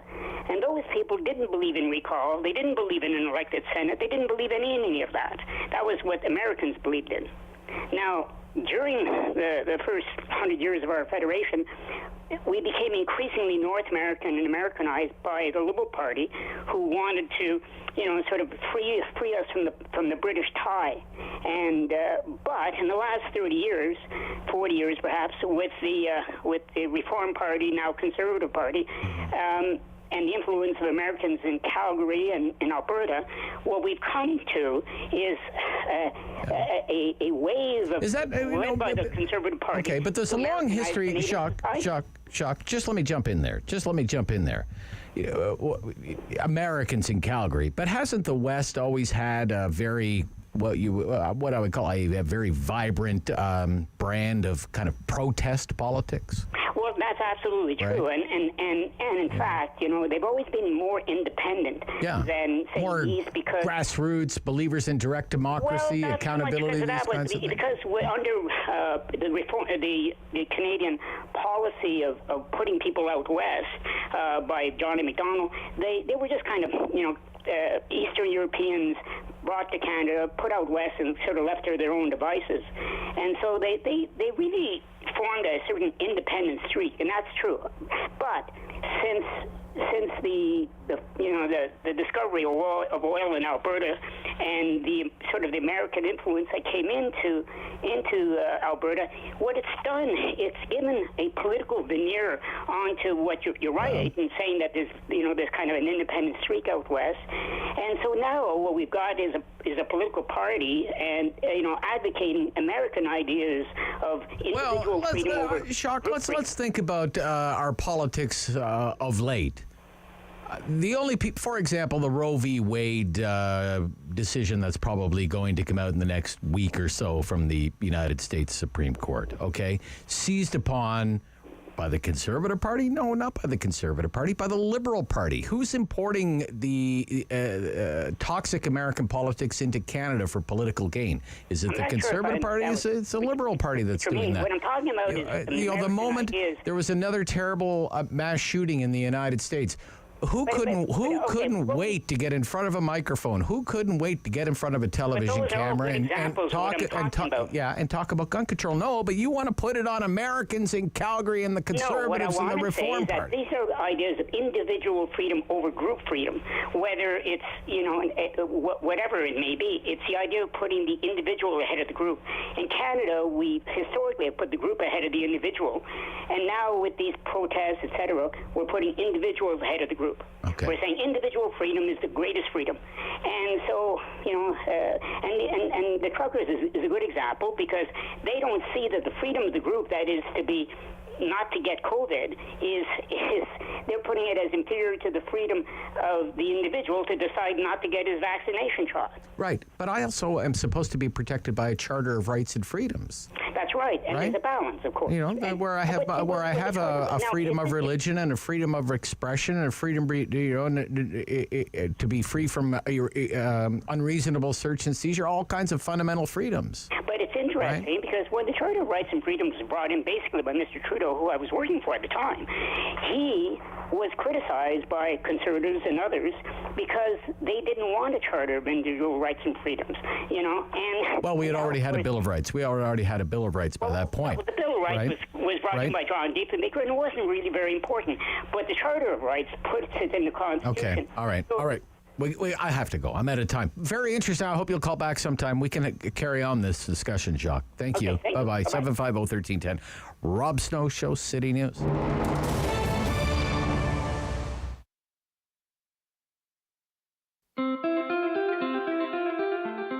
Riding requires attention and focus. No distractions, no moment of unawareness, because one brief moment can cost a lifetime of other moments. Everyone deserves to arrive home.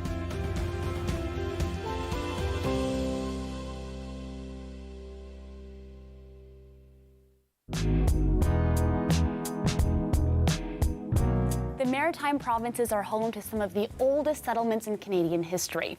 But did you know that one of the first was actually started by Black settlers? Take a minute to learn about the rise and untimely fall of Africville. Black people have lived in Nova Scotia since before the founding of Halifax in 1749, but it wasn't until after the American Revolution in the late 1700s and early 1800s that large groups of Black settlers began to arrive in the province, many of whom were former slaves promised freedom and land in Nova Scotia. What they encountered when they arrived, however, was racist treatment by their white neighbors and government officials. This pushed many Black people to build homes on the outskirts of town instead. But despite the area receiving little support from government officials and lacking necessities like functioning sewage systems, access to clean water, and proper garbage disposals, the tight-knit community persevered, and so Africville was born. For more than 150 years, the small community grew, expanding from just a few homes to a population of over 400 people. Everything changed, however, in 1964 when plans for a new bridge and the idea of urban renewal prompted the municipality to set its sights on Africville's land. Instead of investing in the community, officials approved a relocation program that promised free job training and employment assistance to help residents through relocation. But the reality wasn't so kind. Residents had their belongings moved in city dump trucks, and homes were demolished immediately after their owners left. Of the 400-plus people living in Africville, only 14 residents held clear legal titles to their land, so the rest were only given $500 with the promise of more social aid in the future. Not much else was actually done to support Africville and its residents until 2001, when a United Nations report called for reparations to be paid to the community. In 2010, Halifax Mayor Peter Kelly apologized for the atrocities against Africville as part of a $4.5 million compensation deal. In 2021, Councillor Lindell Smith put forward a 7-part motion to plan for the future of Africville alongside local organizations and the descendants of former residents. Today, there's a public park and museum where Africville once stood to teach visitors about the history of the land and its community. If you've never heard of Africville, you're not alone. The tragic story of this small Black community in Nova Scotia is not as well known as it should be.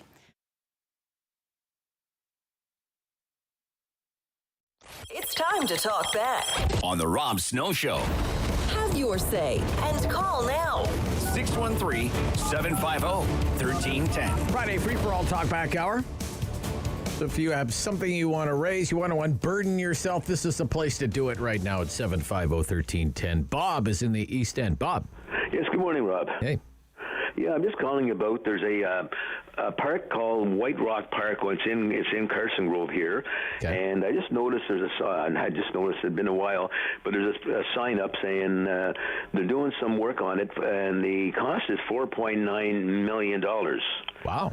Like I'm looking at, and there was a park there prior. So what they're doing, and we got a thing from Tim Turney, and they're expecting the structure. Now I don't know what the structure is. It said to be delivered once the load restrictions are lifted in May. Okay. And it's going to be supposedly an aviation theme. Now I don't know if they're bringing in an old airplane or what, And I've been trying to get hold of Tim since May 30th, and. Nothing, like they don't take any any voice messages at the office. Right. Well, you may want to remember that at election time when Tim Tierney. Oh, I can't believe it! But there was there was structure there before. Right. Like $4.9 million. I mean, it's mind-boggling. $4.9 million. How is it? A big park? Oh no, it's a small park. And not only that, Rob, there's no parking spots, so you have to walk there. Okay, all right. And there's another park about 2 minutes away called Palmerston off Ogilvie Road, which is a big park. And there's another park maybe 4 or 5 minutes called Carson Grove, where I live. Yeah. And I'm just looking at priorities. Like that to me is not a priority. 4.9. I mean, we got potholes all over the city. Oh yeah. The city is almost broke. I just got my tax bill yesterday. Mm-hmm. It's gone up another $25 a month. Right. And but the thing is, they're trying to get to your counselor is just unbelievable. $4.9 million. They must be. They must be planting money trees in there. They must be planting money trees. The thing is, Rob, it doesn't say whether the provinces can put any money in. I'm trying to find out if it's only city money or partially. Is it partially funded from the province? But I can't get hold of him. Okay. All right. Thank you for alerting us to that. I'm looking for housing. Yeah. We have an area up here on Montreal Road, and you have people living in there, I guess, and I see the little kids playing in the parking lot, and I'm saying to myself the other day in the paper, they could build 31 units for $7.2 million uptown, and here we are putting in a park that's hardly used. It's just. And what is the name of that park again, Bob? It's called actually White Rock. White Rock Park. Okay. White Rock Park. Okay. Yep, White Rock. White Rock. Okay, thank you, Bob. Okay, great show. Thank you, sir. Yep, bye-bye. Yeah, okay. Yeah. And the thing is, come August, these counselors, they'll be begging to talk to you. Talk the ear off you, if it would mean a vote for them. Jeff in Ottawa, you're on City News. Jeff. Hi, Rob. I work for a forensic engineering firm, and we're dealing mainly right now with all of the windstorm damage. Oh, yeah. And one of the big beefs I have is the media in general, not you, I'm not signaling out you, just in general, is not reporting the scope of damage from this storm. We deal mainly with insurance industry, so as of the beginning of this week, 3 of the main contractors we deal with have over 15,000 claims. Wow. Farms have been just decimated. Most farms we go to, the calls, there are 4 to 10 structures completely destroyed. Silos, the big concrete silos, have tipped over on the barns. Cottage country, there's cottages cut in half from trees. Nepean, all over Navan, there's residences that have had large trees just decimate their houses. And the depth of this damage, it far outweighs any storm we've ever seen in Ontario, and for quite frankly, could be even Canada. This is just beyond. Really? Wow. Yeah. Wow. And you think, for the most part, we've kind of moved on from it, I guess, in the news media. Is that your impression? Is that? Yes, and I mean, I get news? it. All they did was cover 9 days of power outage. Who cares? It's power. You lose a little bit of. We have homes, we have farms, and these poor farmers. Hay season has started now. They don't have barns for their hay.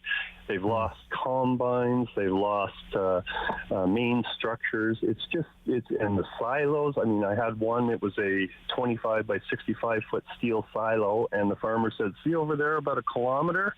That's it in the trees at the next concession."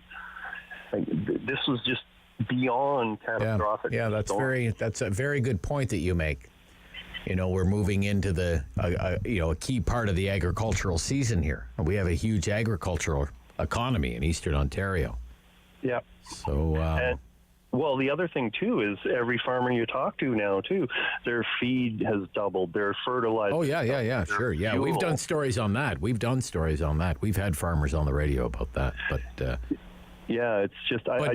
Now farming infrastructure itself has been brutalized because of this storm here. So absolutely, absolutely. Okay. All right, we're going to follow up on that. Thank you, Jeff. Yeah, for the call. Great call there. Yeah, hang on the line, Jeff. David's going to talk to you. 10:28, Rob Snow Show. Talk Back Hour Friday free for all. Back after the news with a line for you. This is City News.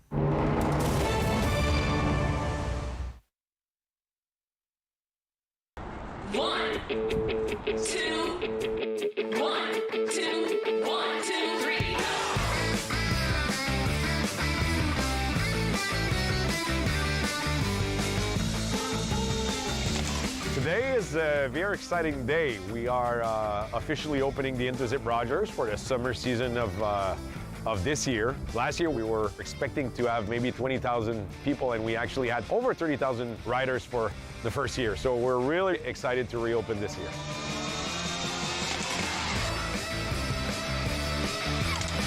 That was epic and scary! You have a really different perspective view-wise of the area we're in. So you have a clear view of the Parliament. Obviously, you're crossing the river, and of course, you're moving from a province to another, which is unique of this zip line it doesn't exist anywhere else in the world.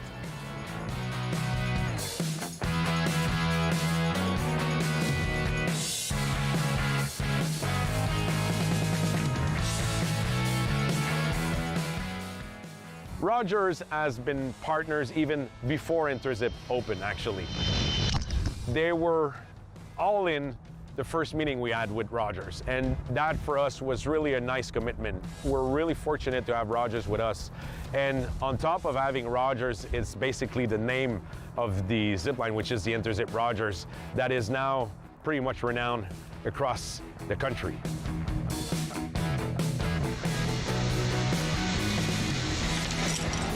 Rogers Interzip is a great activity for people who live in or visit the National Capital Region.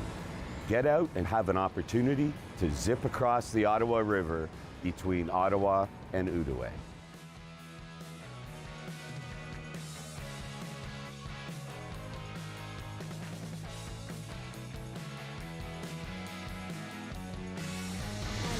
For local news in Ottawa and the Valley, this is City News, now on 101.1 FM and 1310 AM.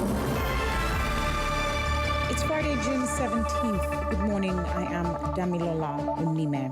Right now in Ottawa and in Smiths Falls, it is 23 degrees. And here's what's making news this hour.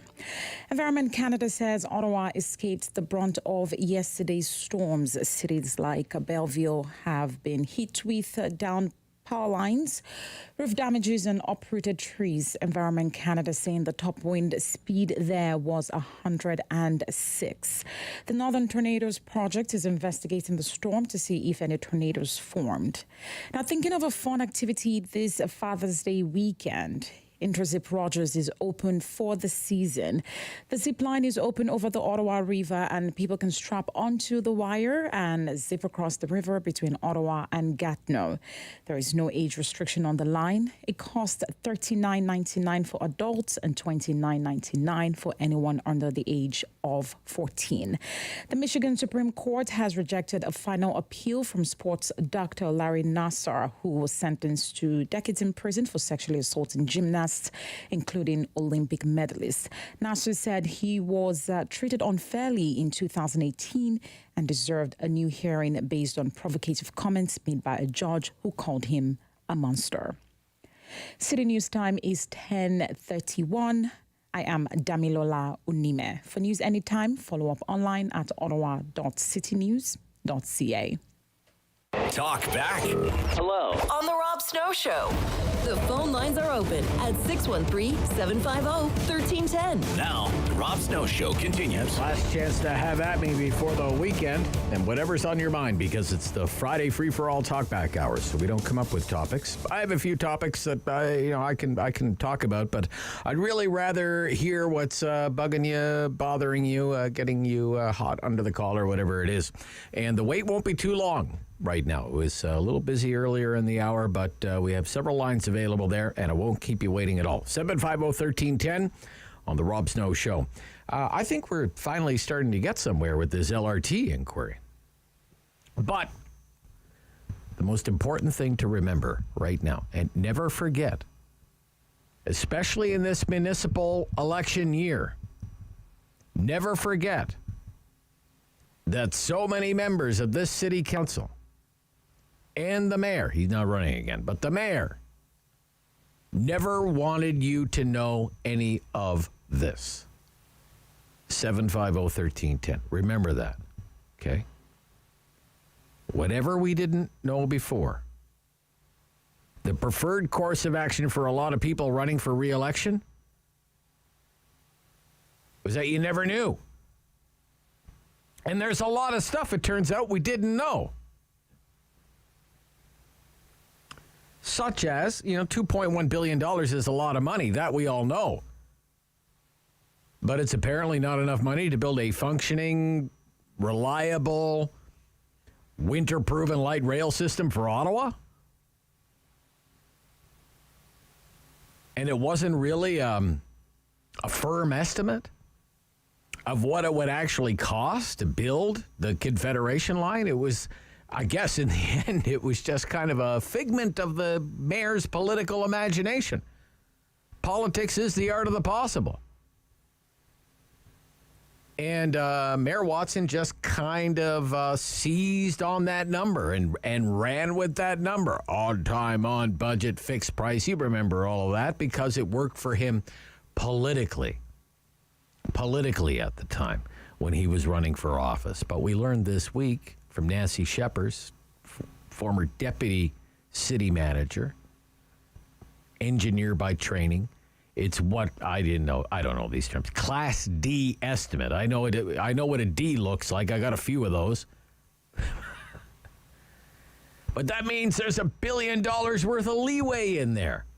Could be, 2.1, could be $500 million more than that, could be $500 million less than that. But when has a megabucks infrastructure project ever come in less than they said it would? Right? The trains, total rush job. Total rush job. After what we've learned this week, that's safe to say. It was not the sort of vehicle that Ottawa needed. It was not winter proven, which a lot of people in Ottawa learned the hard way. And in another amazing detail, the actual rails themselves weren't designed the way Alstom thought they would be. It might have put more stress on the components and may have been a contributing factor to one of the derailments. Because there have been more than one. There has been more than one, right? And don't forget what happened with that second derailment that knocked this thing totally out of commission for weeks on end. The Ottawa Citizen had a running ticker in the newspaper. It's been 38 days without light rail, and it's just ridiculous. During that second derailment, that thing went through the tunnel. It went into a station, came out of the station, went over a bridge, traffic down below. Wheels not even on the track. Not even an alert on this $2 billion train, not even an alert. I have low tire pressure on my vehicle. I get an alert on my dash, for crying out loud. This is a $2 billion train, brand new train. Passengers on board. That could have been a tragedy of unknown proportions. And I'll say it again, the vast majority of members of your city council, many of them are going to be running for re-election. They're going to be out there asking for your vote. They wanted to keep you in the dark. Maybe now we know why they wanted to keep you in the dark. And despite all of this, they spent a grand sum of 12 days before signing you up for another $4.6 billion worth of this incompetence. Signed a contract with the same cast of characters. Same vehicle. And they're lobbying upper levels of government right now to fund another $3.5 billion to get this out to Barrhaven. It's like they want to not only double down on stupidity, triple down on stupidity. At a time when the future of public transit in this city is very much in doubt because of the work-at-home plan for the federal government. It is so hard to believe that so many people in one room could have their heads so collectively stuck in the sand. All right, that felt pretty good. Chris in Renfrew. Chris, you're on City News. Good morning. Hi, Chris. What's on your mind, bud? I just wanted to phone in. I have two things about COVID segregation and the rising costs. I'm a local farmer, and the rising cost of our inputs. First off, with the COVID, my wife brought our young lady to the hospital. We aren't vaccinated, and they have two separate waiting rooms at the Renfrew Hospital, one for the vaccinated and one for the unvaccinated. And I just haven't heard of that on the news or heard of any of that. And then for the rising costs, like, people aren't aware of how much food is going to cost come this fall. Just with the price of fertilizer, diesel, seed, and everything. Yeah. People just are unaware and have their head in the sand. Really? believe so. What are you growing out there? Well, I'm more of an organic guy. Okay. And I don't really put that fertilizer on, but I have friends who last year spent $120,000 on fertilizer, and this year spent over $200,000. Right. And that's just going to get passed down to the customers with the rising cost. Like the corn and soybeans are going to be at their record highs this year. Yeah. Okay. And it's just I think a lot of people just aren't aware of what's coming.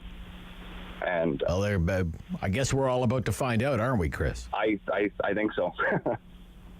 But that's about it.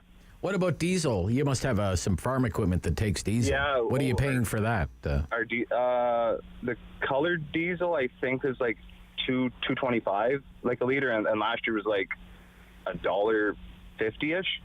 Okay. So it's gone up a lot. Like I have older, more fuel stuff, I guess. Right. And I don't have any of those fancy tractors. Right. Okay. Yeah. Who can afford a fancy tractor now? I once heard an old line about fancy tractors. The tractor is so expensive, I'd have to sell the farm to buy it. Well, that's the thing. Like some of those tractors are $200,000, $300,000, $400,000. Oh yeah. All right, Chris. Thank you for the warning, Chris. Thank you for the warning on food. Yeah. Bye. Okay. That's encouraging, isn't it? Yeah. You know what? I actually felt lucky this week. Twice I got gas for less than $2. Twice. I got it once. 199.6 at the Pioneer on Industrial Road. That's a steal. 199.6. Did you fill up a few extra jerry cans? Stock up. I was wishing. You think about it. I was wishing I could. Yeah. Leo in Ottawa, you're on City News. Leo, good morning. Good morning, Rob. Hi, Leo. What's up? What's up today? I just want to talk a little bit about the Emergency Act and misinformation by the Minister of Public Safety when he misinformed Canadians in the House of Commons. Now the PCs are asking for him to resign or for the Prime Minister to fire him. Do you think that's going to go through, or do you think that's going to... No, I don't think so. No. Do you think he's going to keep him on or the public safety, or he'll just have him around? Well, he may get shuffled, but I don't think he's really going anywhere. He's not going to get rid of him, eh? No, I don't think so. No. Okay, and another quick thing, Rob, this thing on the LRT... Leo, just a second, just before we move on. Yeah? You know, in 5 days, the House of Commons, that's it for the summer. The Mendocino stuff, it'll be old news, right? People are going to forget. People are going to forget about that over the summer. So that's what they're betting, right? What about Mr. Poilievre when he steps in September? He won't forget about it. Well, I don't know. I guess it depends where Bitcoin is by September.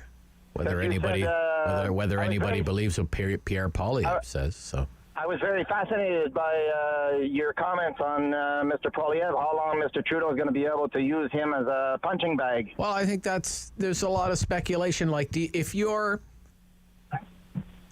the Liberals, do you want to be on the receiving end of a daily barrage from Poilievre for the next 2 years? And he's very good at it. Oh, yeah, sure. Absolutely, right? Or because there is some thinking, I don't know if a lot of people think this, you wait for the municipal elections to be over. All the municipal elections in Ontario are held on the same day, right? And once they're over, boom, you call the election. You don't let Pierre beat you up for 2 years. You call the election now and you remind everybody everything he said about cryptocurrency, World Economic Forum, cozying up to the truckers, all of this stuff. That's what they did to Stockwell Day in 2000. So you don't think it'll last to 2025, eh? Well, I don't know if anybody really believes it's going to last that long anyway. Exactly. And even with the NDP, they don't see the NDP. But that could backfire too. But that could backfire too. Then people would really, like, you're dragging us to another election. Like, how many elections are we going to have? You know. Exactly. And another $600 million of taxpayers' money. Yeah. See, that's the flip side. How crass does that come across? You had an election. You had a federal election in September, then a provincial election, then a municipal election, and then another federal election. Yeah, I don't know if too many people would go for that, but it's interesting. I'll be interested to see how it goes.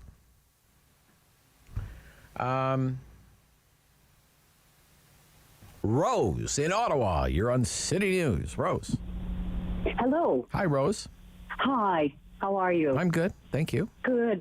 Listen, What do you want to talk about? Okay, I just more or less have one comment to make, and that is I feel that every one of those people who are called up to testify be fitted with a machine a lie detector test. Oh, really? Yep. To testify where? At what hearing? The LRT hearing or the Emergencies Act hearing or all of them? All of them. All of them. All of them, yes, because there's so much being hidden and there's a lot of answers. It's not the craziest idea I've heard, Rose. We might get somewhere, Okay, let's do it. Yeah. Let's demand it. Okay. Anyway, okay, have a great day. Thank you, Rose. Slap a polygraph on anyone who has to testify at committee. Sure. 10:45, Rob Snow Show, City News.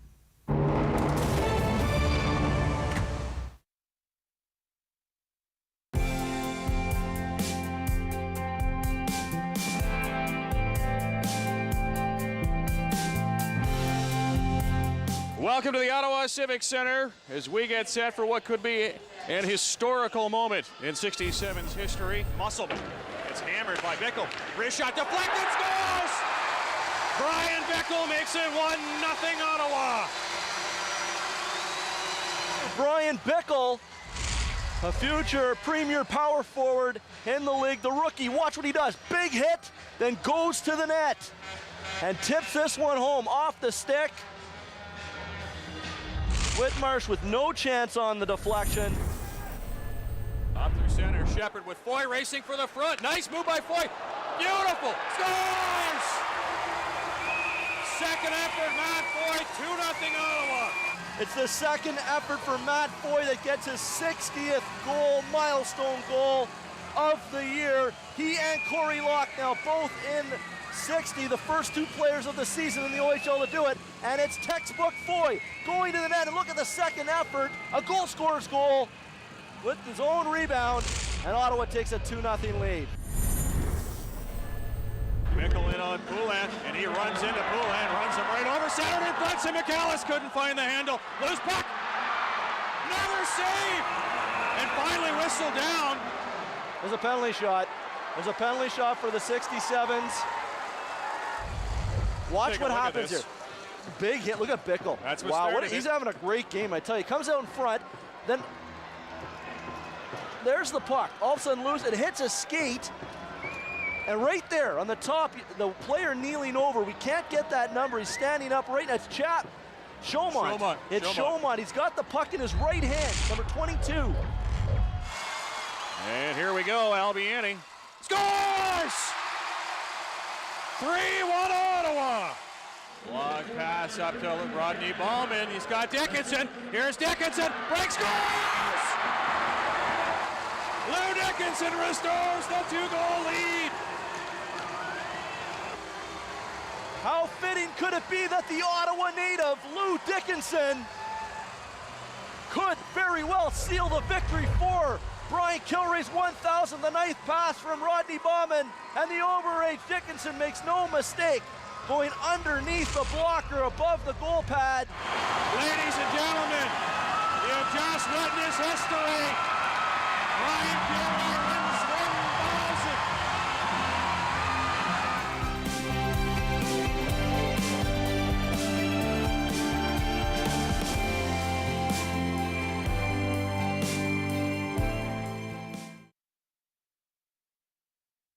It's time to talk back. On the Rob Snow Show. Have your say and call now. 613-750-1310. Yeah, 10:48, Talk Back Hour, Rob Snow Show, City News, Barry's Bay. Stephen, you're on the air, Stephen. Hey, Rob. Good morning. How you doing? I'm good. Stephen, how are you? Good. I'm a long-time listener, first-time caller. Appreciate that. And been meaning to for a while. Okay. I'm just going to say a couple of things. Excellent job earlier dealing with Jacques. He was cherry-picking and attempting to back up his longtime love of the Liberals. And you were very, very good at challenging what he was attempting to do. Well, thank you. And Two Rose just made a fantastic point. Yeah. Maybe if we could hook that lie detector up, maybe we could send a couple of volts or amps into them too when they tell us. Anyhow, like a little shock, like a little shock. Yeah, not just to wake them up, right? Right. A reminder. Like a little shock therapy. So many topics to cover. I'm not really sure where to start, but the big one, the first one I have, and I cannot let go of it, is how did this guy, Trudeau, get reelected? I know it was a while ago, but it just befuddles me. I can't. Well, I mean, if you're the Conservative leader, you've got to craft some kind of convincing message that people will vote for you in 4 Atlantic Canadian provinces. Like, are the Conservatives just going to resign themselves that when the polls close and they finish counting the votes in Atlantic Canada, the score is just going to be like 32-0 for the Liberals? Yeah. And then you move to Quebec? I think they have, and you are right. The Conservatives are nowhere in Quebec, right? They're nowhere in Quebec, so you've covered pretty much half the country, and you've won maybe 15 seats or something. I agree with you 100%. The opposition Conservatives failed to do a job and present a viable alternative to what this guy was doing. Yeah. And I hold them responsible and I am a longtime Conservative supporter. Sure. And in the current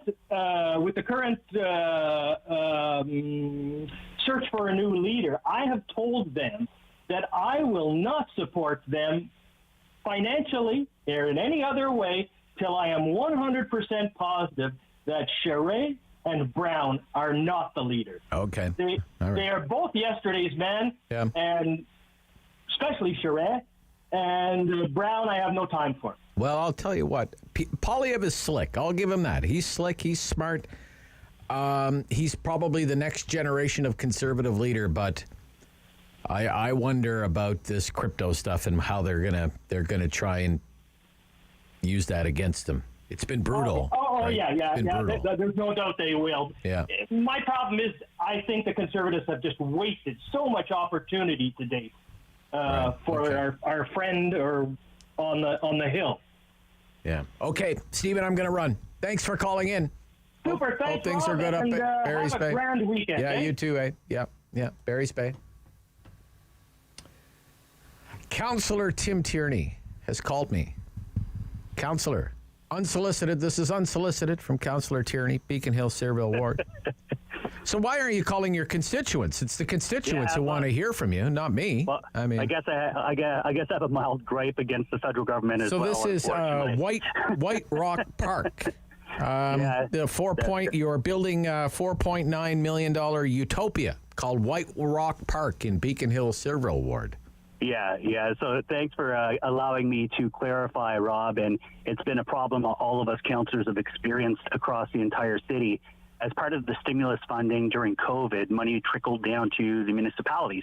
Well, the 4.9 is for the complete municipality. And, of course, people that read the board that our Government of Canada puts up, it says 4.9. So there will not be a water slide. There will not be a roller coaster. No airplane? No airplane or anything? Well, funny story. It's actually a child's playground park themed after an airplane at less than $250,000. Okay. All right. So that's what it is. But, again, I don't blame the gentleman that called in because that confusion, I'm getting this from so many councillors to the point where I actually feel like I want to go tape up a big sign myself. Less than $250K, folks. So it's kind of like when the Conservatives were doing the economic action plan signs were all over the place. Like this is gazebos or whatever popping up. It's the very exact same thing. It's fun because when this gets going on Facebook groups, and Facebook is the bane of a politician's existence. At least we have the opportunity to respond, and I've actually been putting clarifications out time and again. If this continues, I'm just going to get an axe. So the $4.9 million is not for this one park; it's for rejuvenating parks all across the city. That's what you're saying. That's correct. That's correct. This park is less than $250,000, and I really appreciate the opportunity to clarify that today on your show. Okay. I'm not going to let you off the hook just yet. Okay. All of these revelations coming out of this light rail inquiry. Did you vote to have a public inquiry into light rail? No, you didn't. No, you didn't. I know you didn't. Well, we wanted. Don't you think we should have? You should have. You should have. Well, look at all this stuff that's coming out now, Councillor Tierney. Well, with the province picking up the tab, I am very happy about it. And the less time restrained one, because let's face it, it's a very expensive process to do this. We're very happy that the Ford government picked up the tab. I did support the one that would have seen the Auditor General, but at the end of the day, very happy they're picking up the tab, and we're going to see what comes out of this entire thing. I think there is some concern. I know that I wasn't on Fedco back in 2012, but there's some questions that are popping up. But I want to see the full thing in its totality, and it looks like we're going to have it back probably in the next couple of months. Like, how do we order trains and tracks that don't go together? Kind of a big question. It's for now $2 billion, concerning, right? Absolutely. Yeah. And you know, I've been pretty public on your show in the past about my concern about RTG and RTM, which isn't always a good thing to do, but nonetheless, it is happening. We'll get to the bottom of it. And again, I think the real important part is making sure that stage 2, we don't repeat any of these problems. Bringing everything in-house, by the way, is not a realistic option, but certainly the choice of company that is running the ship is. And that's something that the lawyers are digging right into, and I support the fact that we've been very successful legally to this point, but that doesn't give any satisfaction to the people that have to ride the trains. Okay. Thanks, Councillor. Thanks a lot, Rob. Bye-bye. Yeah, Councillor Tim Tierney. He called me. I didn't call him. Same with former councillor Doug Thompson, used to be the city councillor for Osgood Ward, is called in. What's up with you? Well, I know there's so much bad news out in the world, but there's good news happening tomorrow. Okay. I don't know if you know this fellow named Larry Robinson, but he's coming. Larry Robinson, the famous hockey player, is coming back to Metcalfe, to the Larry Robinson Arena, to dedicate a new collection of his memorabilia, and residents are invited to come out between 11 and 1 tomorrow, Saturday, to meet and greet Larry, and maybe get him to sign some memorabilia. Oh, that does sound exciting, actually. That is. Yeah, that's very exciting. Yeah. Montreal Canadiens legend right there. Are you going to run in the election? You can register till August 19th. So Are you thinking about it? Well, I think everybody thinks about serving their community. Well, what about you? What about you? Get the election mobile and the big hat and everything already. Fire that thing up again. Yeah, it's really interesting. You're talking about light rail, and someone had just indicated to me that the city capital debt is about $2.3 billion, not million, $1 billion, and that's a huge concern, I think, for our residents. And I'm not sure that a lot of people are aware of that, but that's a massive debt to have to pay down at point. All right. So. Thanks, Doug. Good to hear from you. All right. Yeah. Larry Rob. What time does that start again? 11 o'clock tomorrow? 11 o'clock till 1 at the Larry Robinson Arena in Metcalfe. Excellent. Thank you. Meet the one and only. The Marvel from Marvelville. Larry Robinson tomorrow in Metcalfe. That's pretty cool. 10:58. This is the Rob Snow Show. City News.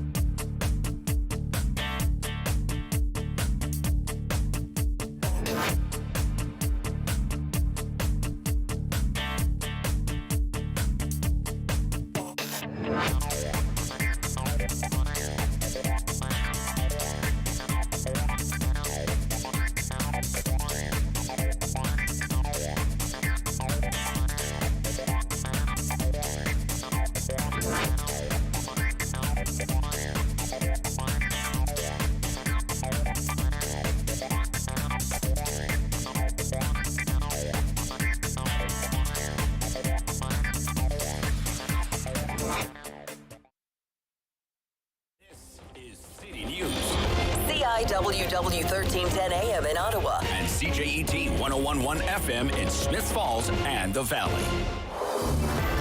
Number 1 for local news in Ottawa and the Valley. This is City News, now on 101.1 FM and 1310 AM. It's Friday, June 17th. Good morning. I am Damilola Unime. Right now in Ottawa and in Smiths Falls, it is 23 degrees. And here's what's making news in Ottawa and the Valley. If you have the COVID Alert app on your phone, you can now delete it. The federal government is scrapping the app at a time public health officials are warning Canadians not to become complacent this summer. City News Parliament Hill reporter Cormac McSweeney with more. In a statement, Health Canada confirms it's decommissioning the $20 million COVID Alert app, which was meant to let Canadians know if they've been exposed to COVID-19, but didn't have the intended impact. 6.9 million people downloaded the app, but out of nearly 3.9 million confirmed cases, only 57,000 people actually entered their positive test results to alert others. Part of the reason for the low effectiveness is that some provinces didn't hand out the special code for positive PCR tests, and many provinces ended up moving away from PCRs in favor of rapid tests.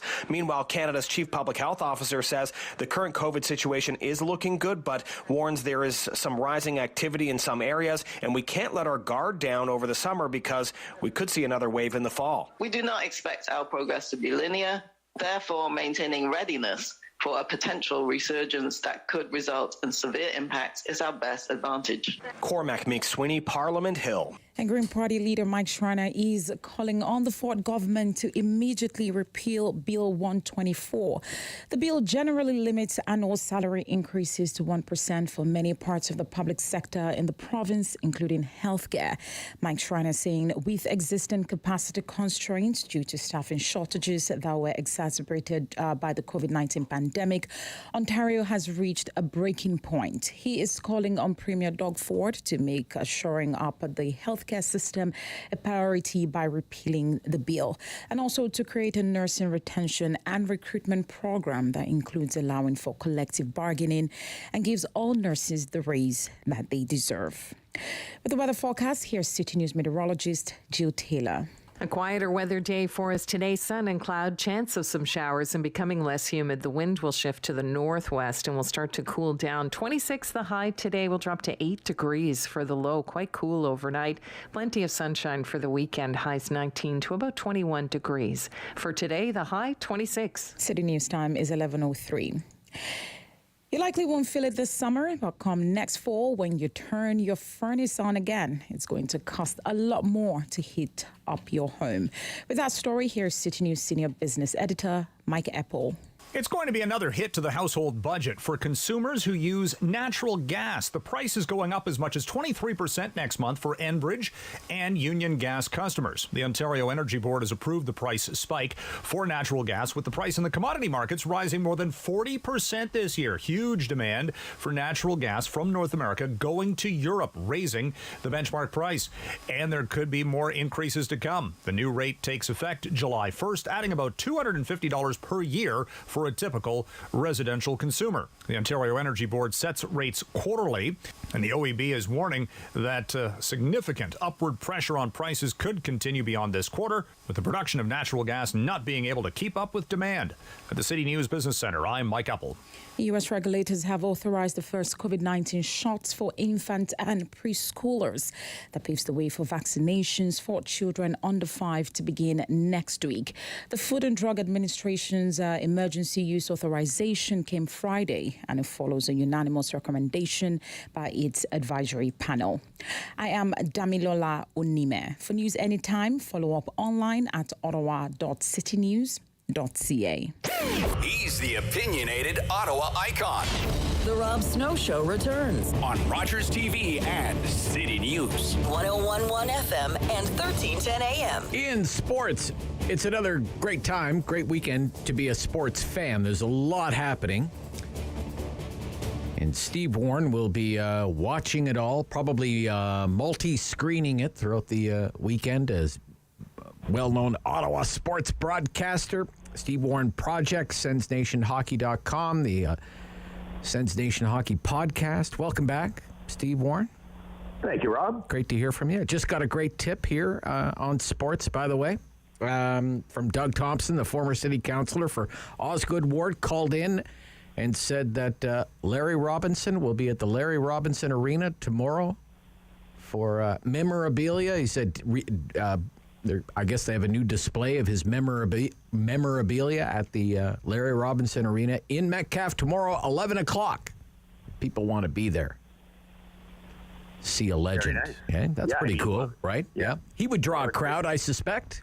Yep, he'd be on hand and signing autographs from 11 to 1. And, they've got a new exhibit for Larry Robinson, a lot of his artifacts and great hockey mementos that are going to be on hand full-time at the Larry Robinson Arena in Metcalfe. Now, see, I'm on hockeydb.com, and it says born in Winchester. Born in Winchester. I thought he was isn't he the Marvel from Marvelville? He is from Marvelville for sure. You'll see him all the time, even today, at the Metcalfe Golf Club. Spends a lot of his days there. And everybody, I think, in that whole area would love to lay claim to one of the great hockey players of all time. Maybe the hospital was in Winchester. Maybe it's the Winchester Hospital or something. Yeah. Okay. Yeah. Yeah. He was pretty good, eh, Steve? Larry Robinson. Yeah. Yeah, he wasn't a bad player. Yeah, not bad. Not bad. Yeah. Part of a few good teams. Yeah. Okay. I once heard that the reason he was nailed into the boards, that nobody ever said that before Larry Robinson was in the NHL, because he once hit a guy so hard the nails came out of the boards, and that's where that phrase came from, nailed into the boards. I don't know if there's any. He was certainly one of the more ornery characters when he wanted to be anchoring that Montreal blue line, and he was so tough and so strong, and he was one of the few guys that kind of calmed down Dave Schultz and those Philadelphia Flyers back in the 1970s. He was just a terrific player, completely everything you wanted of a defenseman. He can rush the puck like a Norris Trophy candidate, or he can get in the trenches with you and grind it out. So here we are, Stanley Cup final time. What have you thought? It's only been one game so far, but this is a highly touted series. Most experts think these are the best two teams in hockey. So what do you think, Tampa and Colorado? Well, certainly going into the series, we all expected it to be a very good series. Lots of excitement, lots of emotion, and game one didn't let us down at all. I think you've got two teams that are just so deep and talented and well coached. I think we're in for a long, entertaining series. Tampa's down now after the overtime loss on Wednesday, but I mean, this is a flip-a-coin series, and certainly nobody's counting Tampa Bay out based on what they've done the last 2 years, based on what they've done in the playoffs so far this year. They've been down to Toronto, they've been down to the Rangers, and they're just one of those teams that whatever happens, there's not going to be any panic. They're going to be patient, and even if they lose the series, they're going to be in there punching Colorado in the face right until the end. Yeah. So who do you give the edge to? Do you give an edge to either team, or is it really that close it could go either way? Yeah, I mean, there's so much. I mean, I give it slightly to Colorado for a couple of reasons. Okay. I know Tampa's got the Vasilevsky factor, and by the way, he's 18-1 after a playoff loss. Yeah. But there's two things I like Colorado on, in that they're super deep across the board, but they've also got what I would call a hunger factor. Tampa's won 2 years in a row, and maybe Colorado just has a little edge in that most of those guys have not got a cup ring, whereas Tampa does. And the other thing is, what Colorado does, and Tampa hasn't seen a lot of it. I mean, nobody's seen a lot of what Colorado can offer, and that they've got these defensemen that just jump up into the rush. And they're not just, being support guys on the offensive rush. Like, they're leading the rush up the ice. You got Cale Makar, you got Byron, you got Taves. And it's really, really hard to defend that. You got some Tampa forwards there that are going to have to adjust to that and then pick those guys up on the rush, or the Avalanche will take advantage of that. Okay. 7 games, not out of the question? 7 games? Could go the distance, I guess, right? Well, if any series could. If you're billing a series, this one, try to preview it, this one could. Yeah. I wonder how it is having Tampa and Colorado for the league itself. If it's going to be a kind of a ratings winner for the league. What do you think, Steve? Yeah, I don't think it's certainly not going to be, one of your original 6 type matchups. I certainly think that in the big picture, the NHL, Gary Bettman would probably have liked to have seen the New York Rangers. Yeah, he would have loved to have New York in there, right? Yeah, I mean, as good as Tampa is, and they've got a fine fan base, it's not one of those teams that you'd look at, as having a massive number of national fans. Yeah. Whereas the New York Rangers, you'll find them everywhere. Any original six team that gets in there, and a lot of the bigger U.S. markets, those are the ones that Gary Bettman will always be waving his pennant, "Go team, go" on. Right. Yeah. Sens news. Let's talk about the Ottawa Senators here in advance of the draft next month. Lots of speculation that the Sens are going to go big game hunting. How realistic is this, that they are really in the market for somebody like a Claude Giroux or another multi-million-dollar free agent to fill out that lineup there? Well, there's certainly a long shot. I'm not going to mince words here. I mean, when you look around the NHL and you're a free agent player, or maybe a player that has a no-move clause, right, is the city of Ottawa and the Ottawa Senators, are they the team you've circled as, that's a team I really, really want to go to above all else? Yeah. So it's going to have to be a perfect storm. It's going to have to be a scenario where if it's a trade, Pierre Dorion's going to have to find a team that's in cap hell, and there'll have to be somebody on that roster that doesn't have that contractual protection, right, where he can say, I'm not going to Ottawa. So that limits the options. But to answer your question, it's certainly a possibility. Pierre Dorion, the entire fan base, the media, they need a right shot defenseman for their top four, or they need a top six forward. And if they can find one of those things via free agency or a trade, they're going to do that. But it is not an easy option. Not as we were just talking about, like you're a big money original six type of a team, an established, big pocketed team. You're going to have a lot easier time than the Ottawa Senators. Yeah. Sign me up. Let me go to the Ottawa Senators and play in the highest tax jurisdiction in the National Hockey League. Exactly. Right?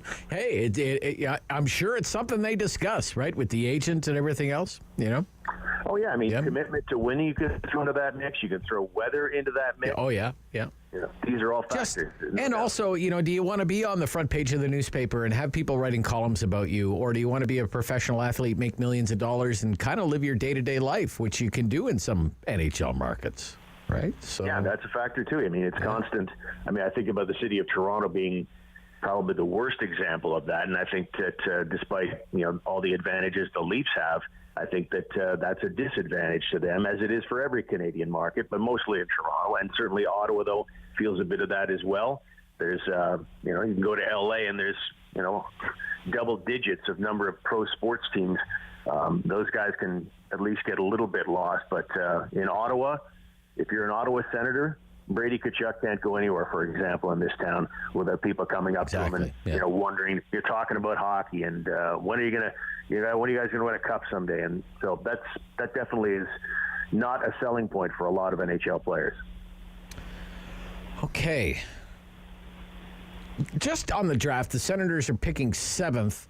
Is it a deep draft? How are people viewing this draft as opposed to previous drafts, Steve?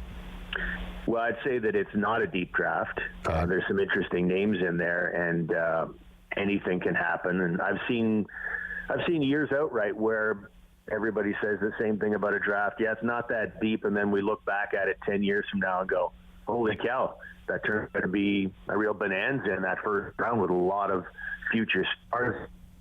One of the things about the NHL draft is it's 19. If the NHL had druthers, they'd like to get in there and say, yeah, we're not going to draft you until you're 20. Just a little more seasoning. At 18, what you are at 18, it's such a tough projection to figure out if that 18-year-old is going to be an NHL star someday. So it's always tough. But this one is pretty well regarded, though, Rob, to answer your question, as not that deep a draft. Okay. Adam, let's turn our attention. U.S. Open, by the way. After the first round yesterday, I had a Canadian atop the leaderboard, Adam Hadwin, He's on the course right now. He's through 8. He's 3 over on the day, so he's dropped back to tied for 12th at -1, 1 under par. The leader is at 4 under, and then 1 stroke back is the guy who just won the Canadian Open, Rory McIlroy, and I think he's really emerging as a fan favorite here because he's been so outspoken in defense of the PGA Tour and really critical of the whole LIV Saudi Arabia thing. And I'll tell you what, he's playing great golf lately, Rory. Steve? For sure he is. Yeah, he's been tremendous. It seemed like last week Canadians sort of adopted him as an unofficial Canadian. He was that popular. It was so much fun last week at the Canadian Open. It had a better cut feel to it by the look of it, and it was very loud and certainly was very pro-Rory. McIlroy has basically become the face of this divide between the PGA Tour and LIV Golf. And it seems like, I don't know, maybe that agrees with him because he's been lights out on the golf course through this whole discussion about LIV. One of the things about yesterday's round, and he was excellent there, he lost it a little bit late. He was like chucking clubs and banging he had a tough lie in one of the bunkers, and so he was getting upset a little bit, but he's generally speaking been really good. I will say this, that the shirt he had on yesterday looked very much like the wallpaper my grandma had. Oh, terrible. I was like, what are you wearing, Rory? Do you not have a mirror in your dressing room? Like, come on. So fashion-wise, not so good, but looking good in every other way now. Yeah, absolutely, yeah. Boy, oh boy, Mickelson was terrible yesterday. Ooh, he was bad. Mickelson. Ooh. Yeah, 8 over? Yeah, 8 over. Yeah, 78. Yeah, 8 over. I was surprised he got the great ovation. I was kind of Me too. I was like, I thought he would get some ribbing, but I don't know. I make a prediction. Are you making a prediction? Yeah. Yeah. Okay. I think Rory's going to run away. You think Rory's going to run away with it? You know, I want to pick Rory. Yeah. Why don't I just go with Rory too? I'm kind of high on Rory right now. You picking somebody, Steve? Who do you think has got this thing? U.S. Open. I've kind of a prickly notion in that I see Patrick Reed today kind of sort of sitting there, top 12 right now. Just the idea that a guy who's about to jump on the LIV Tour wins the U.S. Open, that just sort of, as a sports radio guy, that kind of agrees with the controversial side of me. So I'm gonna go with Patrick Reed. Patrick Reed, oh my gosh. Yeah, not a popular guy on tour, Patrick Reed. No, he is not. Well, look, I'm really hoping for Red Blacks tonight, obviously. They've got this home and home with Winnipeg. They played well last week. It was kind of a repeat of their exhibition game against the Alouettes. They just, late in the game, giving up points, giving up yards. Just not quite there just yet, but a lot closer than they were. There's a lot to like about this Red Blacks team. There's no reason they can't win tonight, in my opinion, Steve. What do you think about the Red Blacks, what you saw last week? Well, I thought it was an extremely encouraging performance. And you can't really compare it to the Alouettes game because by the end of exhibition games, all the third and fourth stringers are in there, guys who have been cut since then. This game against Winnipeg, I mean, yeah, they had a few glitchy moments. I mean, some big glitchy moments, like they let their clock run out at halftime with their field goal range.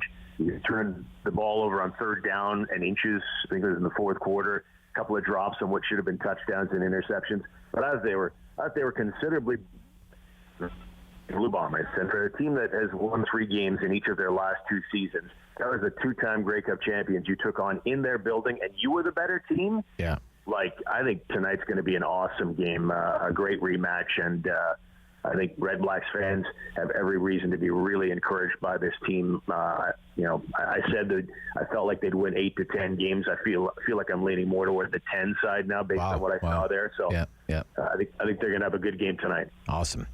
Hey, have a great weekend, Steve. Enjoy all those sports. You too, Rob. Yeah, talk to you next week. Steve Warren, Sensation Podcast, Steve Warren Project, SensationHockey.com. This is the Rob Snow Show, and this is City News.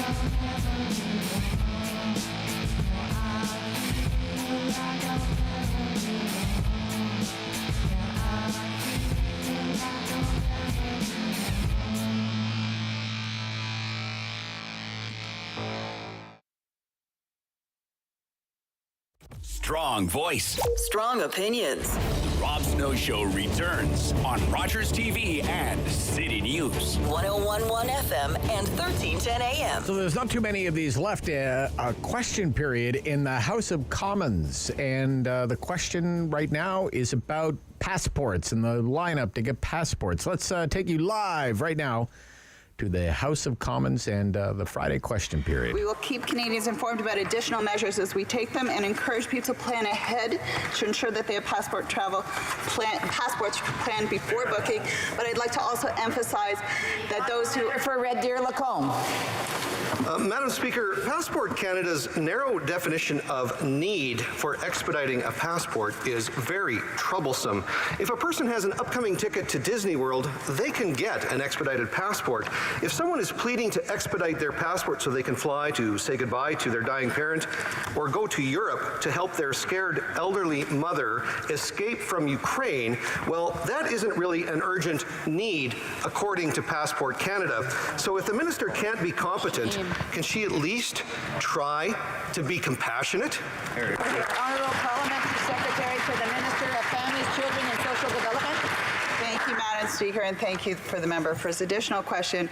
I'd like to be clear that those clients and those Canadians who are in need for humanitarian reasons or other compassionate purposes for critical illness or other emergencies to travel, whether it's the death of another person, they can obtain a passport within 2 business days with proof of travel or need. And this standard is being pressed upon and upheld from coast to coast to coast at every Passport Canada counter across this country. Thank you, Madam Speaker. The Honourable Member for Louis Saint Laurent. Madam Speaker, yesterday, the Deputy Prime Minister and Minister of Finance chose Toronto to make an announcement to give Canadians hope about inflation. But unfortunately, once again, the Minister of Finance showed that she's completely disconnected from Canadians' reality. She didn't make any new announcement, just re-announcements. So I have a question. Why does this Liberal government refuse to help Canadian families by lowering taxes? The Honourable Parliamentary Secretary to the Minister of Tourism.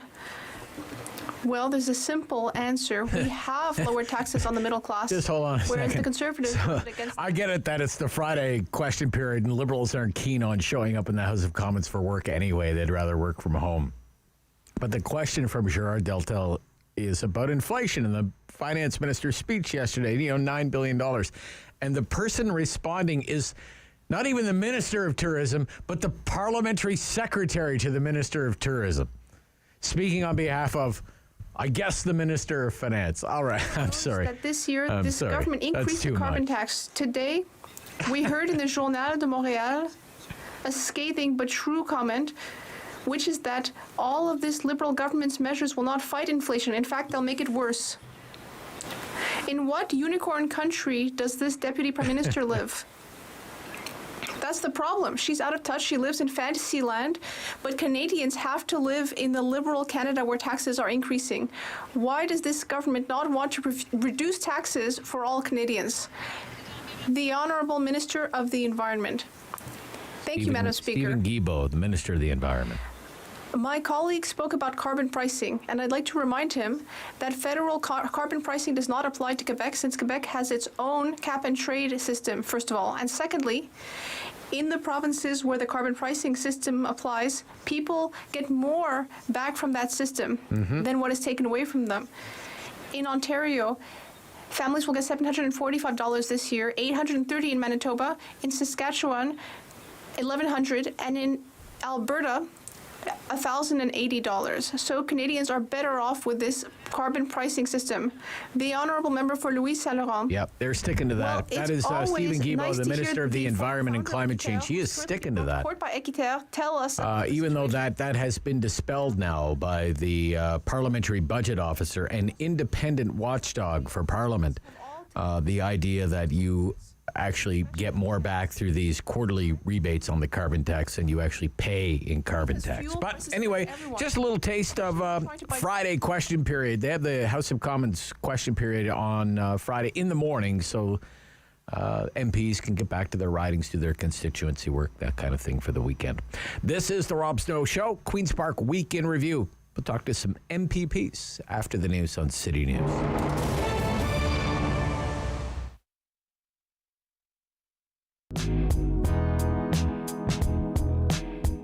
The Calgary Stampede is a world-renowned festival celebrating wrangling, bull riding, and everything cowboy. But did you know that many people credit its origins to a Black Canadian?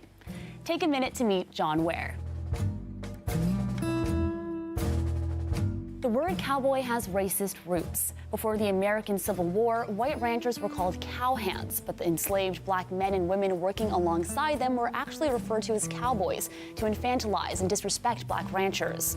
The legend of cowboy John Ware is full of impressive feats and awe-inspiring skill, including the ability to train even the wildest broncos and easily hold a horse on its back. But the real story of John Ware is one that starts from more humble beginnings. Ware was born into slavery in the United States, gaining his freedom towards the end of the American Civil War in 1865. Ware's skills with cattle ranching developed as he traveled throughout the United States, eventually settling in a town southwest of present-day Calgary, Alberta, which made him one of the first Black pioneers in the prairies. Over time, news of Ware and his amazing cowboy skills began to spread, and people came from across North America to witness his horsemanship and skills as a rancher. Eventually, Ware went on to own many of his own ranches. In 1892, he became the first man in Western Canada to earn the title of steer wrestler, and Ware's feats in local contests set the stage for the Calgary Stampede Rodeo we know today. In September of 1905, Ware was killed in a freak accident with his horse, and more than 10,000 mourners from across the region attended his funeral, making it one of the largest in Alberta history. Though his true story is difficult to separate from the legends around him, Ware's status as a respected forefather of cowboy skill continues to be celebrated today. Ware has dedicated monuments across Alberta, including several sites near his first ranch, a Calgary school in his namesake, and a building at the Southern Alberta Institute of Technology. Number one for local news in Ottawa and the Valley. This is City News, now on 101.1 FM and 1310 AM. It's Friday, June 17th. Good morning. I'm Chris Curries. Right now in Ottawa and Smiths Falls, 23 with some gusty winds, partly cloudy skies. Here's what's making news this hour. Environment Canada says Ottawa escaped the brunt of yesterday's storms, but areas like Belleville weren't so lucky. There were downed power lines, damage to roofs, and uprooted trees. The weather agency saying the top wind speed there, 106 kilometers an hour. The Northern Tornadoes Project investigating the storm to see if there were any formations of tornadoes. An expert in family violence prevention and intervention is telling a coroner's inquest that it is possible to change some people who engage in abusive behavior.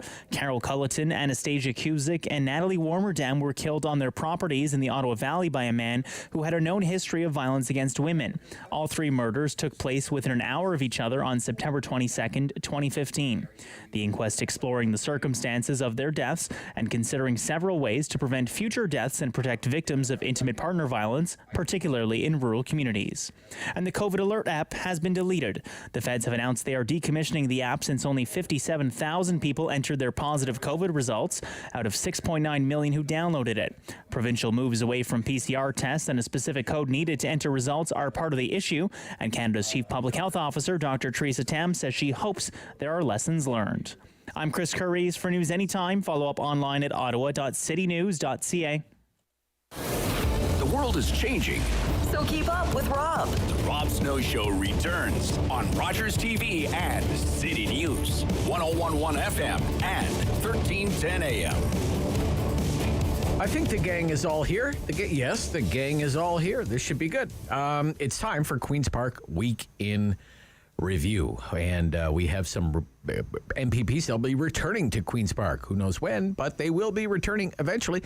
Donna Skelly, PC MPP, Flamborough, Glenbrook. Donna Skelly, good morning. Donna Skelly? Yes? Can you hear me? I hear you now, Donna Skelly. Good morning. Yes, I do. Hi there. I've been reading about you in the papers, Donna Skelly. You have? I have, yeah. Who might be going into Doug Ford's cabinet? What about Donna Skelly, they say? You know, that would keep my streak alive. Yes, all the progressive conservatives who've been members of Queen's Park Week in Review have eventually gone on to the cabinet. Did you realize how much clout you had when you were first? I'm like the minor leagues, you know? Really are. Yeah. You have more influence than you realize.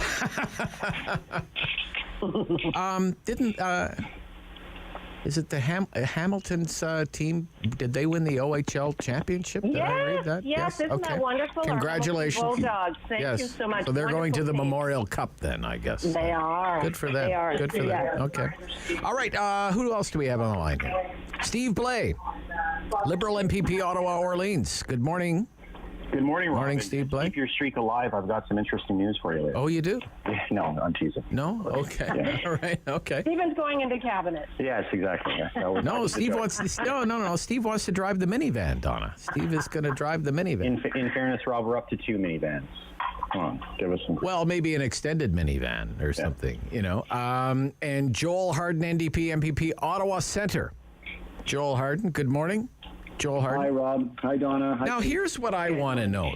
We're gonna talk a little bit about light rail here, Donna. Your government called a public inquiry into our light rail problems with Phase 1, at very much the behest of Joel Harden, was pushing for this for a long time. The NDP MPP who joins us today. Joel Harden and Steve Blais was a member of that city council who made many of those decisions about Phase 1 of light rail. Joel Harden, did you ever think that we would spend $2.1 billion and get trains and tracks that didn't fit together? No, in all honesty, Rob, I didn't, which is why I, in good faith, wanted to make sure we got to open up this contract once and for all and interview people at the heart of putting it together, because I desperately want this train to work. It's not a political football for me. I desperately want this train to work so we can reduce the congestion in our city and get people around and do our bit for the climate. Okay. What do you think of some of the revelations that are coming out of this thing, Joel Harden? I'm concerned, Rob. Some of them are pretty extraordinary, if you ask me. I'm concerned. I mean, the thing that just concerned me the most, the consulting firm at the heart of this, Boxfish, its principal, Brian Guest, has said to the media openly that he doesn't believe the commission's going to find what it wants because the Rideau Transit Group's information at the heart of this contract is proprietary and they're not required to disclose it, which I've asked some lawyer friends of mine. I was at a lawyer reception last night uptown, and I said, how could that be? Justice Horrigan should be able to get any information from the commission it wants. But I found that revelation, Rob, among the many this week, very concerning. We should be able to know exactly what's in this deal to figure out what we're on the hook for and to fix the train. I mean, one of the things that people want to know is, was political pressure applied to this to get this thing up and running before it was ready? Mm-hmm. So, Steve, you were part of that council. You would be part of what Joel Harden and his allies in the city would call the Watson Club. Was political, what do you think? It was political pressure applied to put a rush job onto this, to put it into service before it was ever ready? Well, look, every meeting that I was ever in with the mayor or Mr. Manconi or the city manager or anyone involved in light rail, the emphasis was always on ensuring that the product that we ordered on behalf of residents of Ottawa was delivered. It was delivered to our specifications, and it was delivered in a complete and fulsome way that would be safe to use. I was never part of anything that would be construed as pressure to get it up and running before it was absolutely ready. Was there concern that there were delays? Of course there was concern that there were delays. As you know, Rob, there was a fair bit of media pressure about why those delays were continuing into 2019. But there was no, at least in the meetings that I was in, any political pressure to do things or to say things that would allow it to be put into service when it wasn't actually ready to be put into service. Okay. What are they doing with light rail in Hamilton, Donna? Didn't that municipality vote against having a light rail system? No, it voted for the light rail system, and we haven't begun construction yet. Metrolinx is still at the stage of acquiring land along the route. Oh, I see. Yeah, and at this point, the price tag goes up, and that's the interesting thing. Initially, when and I was on council shortly after they started talking about it. But initially, the project was supposed to come in at $800 million with a $200 million contingency. And that was when Kathleen Wynne and Stephen Del Duca, I believe was the transport minister at the time, announced and said, we can give you the $1 billion. But it's tripled that now. In fact, it's tripled. Wow. Much more than that. Holy cow. And we don't have a shovel in the ground yet. Okay, let me ask one more thing and then we'll move along. P3s have always been controversial. That's one of the things Brian Guest has said, that this is just people like Joel Harden, they don't like P3s. But what does this say about P3s if the peas are not getting along? They're not peas in a pod. Joel, what does this say about? Nice metaphor, Rob. It's a nice metaphor. I mean, I looked at Joanne Chianello's story in CBC today, and she's noting from her accounting that we will. The number Donna just gave me, that's quite a tripling of the cost. That's quite a start. It seems to be what the Auditor General of Ontario is confirming, that when we do public-private partnerships, sure, for the government of the day, it looks good on their balance sheet because they're not forking over a bunch of investment off the top. But in the long run, we pay more. What Joanne was writing about today is $165 million more by doing it this way in a financing arrangement that doesn't seem to be making any of the partners happy. They're all busy suing each other because the government can borrow the money cheaper than the company can borrow the money. So absolutely. You're right. Absolutely. Yeah. That's what governments are supposed to be for. We don't have construction companies. We don't have engineers that can do these kinds of projects. We have to work with the private sector. But it should be publicly procured and well managed, and reducing the cost as much as possible, as you said, because government can access capital and debt a lot easier than normal folks and companies can. Did we have the wrong arrangement here, Steve Blais, by going with this P3 model that we did here in Ottawa, or what do you think? Yeah, no. Look, so I think it's irresponsible to nitpick the day-to-day goings-on of the inquiry before there's any final conclusions. I understand why it has to happen. It's being covered daily, but I think it's irresponsible for Joel or anyone else to make conclusions about what's going to be found at the end of the process when we're only at day 4 or day 5 of the public part of the process. Let's have the process go through, finish. Let's have the recommendations from the panel and learn the lessons that need to be learned to come out from it. To say that the challenges in Ottawa are only as a result of the contractual framework in which it was procured, I think is jumping out of the gate a little bit too early. And I think the provincial government needs to be very cautious about this because they're using the P3 model. They're using many of the same consultants. They're using many of the same firms to build and pursue their big transit projects in Toronto, which of course are, at the centerpiece of the Premier's transportation plan. So I think we should allow the process to unfold. Let's see what the various people who are testifying have to say, and let's see what the panel concludes at the end of it. Okay. Let's move along to other things, the cost of living. The federal finance minister outlined yesterday what she claims is a nearly $9 billion package to help Canadians. A lot of it is re-announcement of a re-announcement. But nevertheless, some people are wondering, what is the PC government doing to help Ontarians with rising costs, say over and above the gas tax being cut July 1st? Donna? Well, I mean, we ran on a message of making life more affordable for Ontarians, and we were given a mandate to continue for the next 4 years. And while and I can, reiterate what you're talking about, what you're referring to, the dropping the license plate stickers, dropping the tolls, the gas tax break 5.7 cents per liter beginning July 1st. But we also secured the best childcare deal, and that is being rolled out as we speak.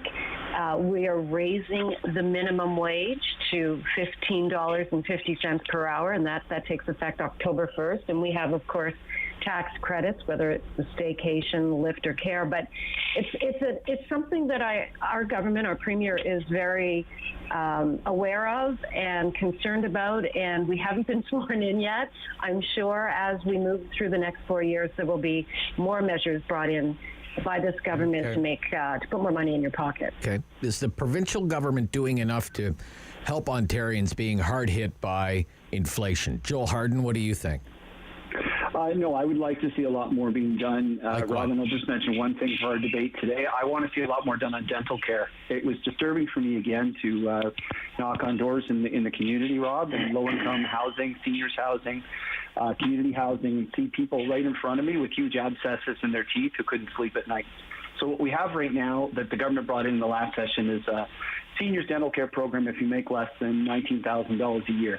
And we can do a lot better than that. The government of Alberta, under the NDP, actually brought in a dental care program that was $34,000 of income a year available to seniors.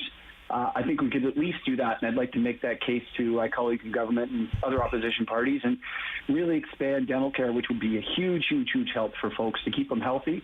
Because you know what happens if we But I thought isn't the federal government doing that? So why do we need to double up? We don't need to do the same program if the federal They're talking about it, Rob, but it's rolling out. It's rolling out, and it needs to roll it faster, and that's what we were talking about in the provincial election. Wasn't that one of the federal NDP?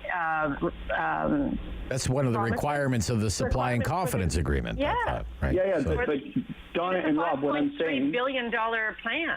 Okay, what go I'm ahead, saying, Joe. Yeah. Pardon me. What I'm saying is we can expand upon what we negotiated with the federal government. What we ran on in the provincial election recently was to have that program cover people up to $200,000 a year in income, because this covers and hits everybody, and there's a lot of people without dental coverage. So, and as far as when it's going to hit seniors and persons with disabilities, the federal agreement, that's fall 2023. We could speed that up because people need the help now. All right. Okay. Steve Blais, on the rising cost of living, what do you think about what the government's doing? What more do you think it could be doing on inflation, Steve Blais?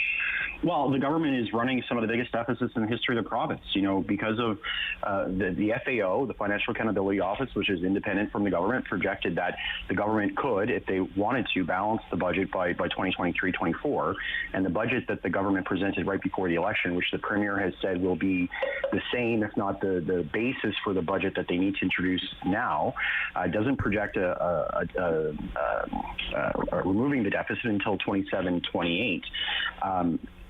They're spending more money than Kathleen Wynne ever did when adjusted for inflation. So you would cut. What would you cut, Steve? What would you cut? Well, Rob, first of all, you have to make spending choices that reflect the priorities of Ontarians. And spending choices in the right places will stimulate the economy and actually generate more revenues for the government overall. But the first place we need to look is the deficit. As inflation is taking hold, as interest rates are going up, the higher the deficit for the government of Ontario means more and more of your taxes that you pay every year, Rob, will be going to pay a debt payment. What would you cut? Instead of helping families with education and with health. Well, it doesn't sound like if the Liberals were in charge, Joel, you would get a dental plan by the sounds of that. I think, Rob, if you look at the proposals that we put forward in the last election, we would have balanced the budget a year before Premier Ford. People of Ontario have spoken. They've elected a government. Mm-hmm. It's now Premier Ford's responsibility and his government's responsibility to get the deficit under control, so that we don't end up in a dangerous situation with rising inflation and rising interest rates. How could you balance the budget with $1 a ride? Well, look at our fully costed platform, Donna. By the way, we had a fully costed platform. You didn't. Our fully costed platform balance, you didn't pass it, though, because you were too chicken to do it before the election because you want to change it. Our fully costed platform will balance the budget a year before your fake budget did and proposed to do. And we'll see. The government's going to come back sometime this summer or maybe in the fall. They'll present the budget. We'll see if their budget is the same as it was 8 weeks ago, and we'll see if they're actually going to take the deficit seriously. Are you angry because you lost? All right, okay. You didn't get party status, or is it because you got put on the hot seat right out of the gate on the LRT and you're rolling it? Okay, all I'm right. not angry at all, Don. No, he's not angry. He's not angry. I've answered all the questions about light rail, and it was Conservatives in Ottawa who killed light rail, Donna. You don't know that, but it was Conservatives in Ottawa who killed light rail and cost taxpayers $100 million, and we lost a decade as a result of just see what Conservatives inquiry. What was it, $100 million? I thought it was closer to $35 million. I think it was Well, it was closer a to $40 million lawsuit settlement, and it was $60 million in sunk costs. Right, so it was at least $100 million, and we lost an infrastructure funding round. Right, the $400 million that we eventually got, the first $400 million, we missed an infrastructure round. So Conservatives cost taxpayers at least $100 million an infrastructure round, all because of Pierre Poilievre and Conservatives in Nepean that were playing games. All right, we'll stop here. And when we come back, we'll turn our attention to what's going on with the hospitals. ER wait times at a record, a backlog of 1 million surgeries, and 2.5 million procedures. What are we going to do to ease the pressure in Ontario's hospitals? This is City News.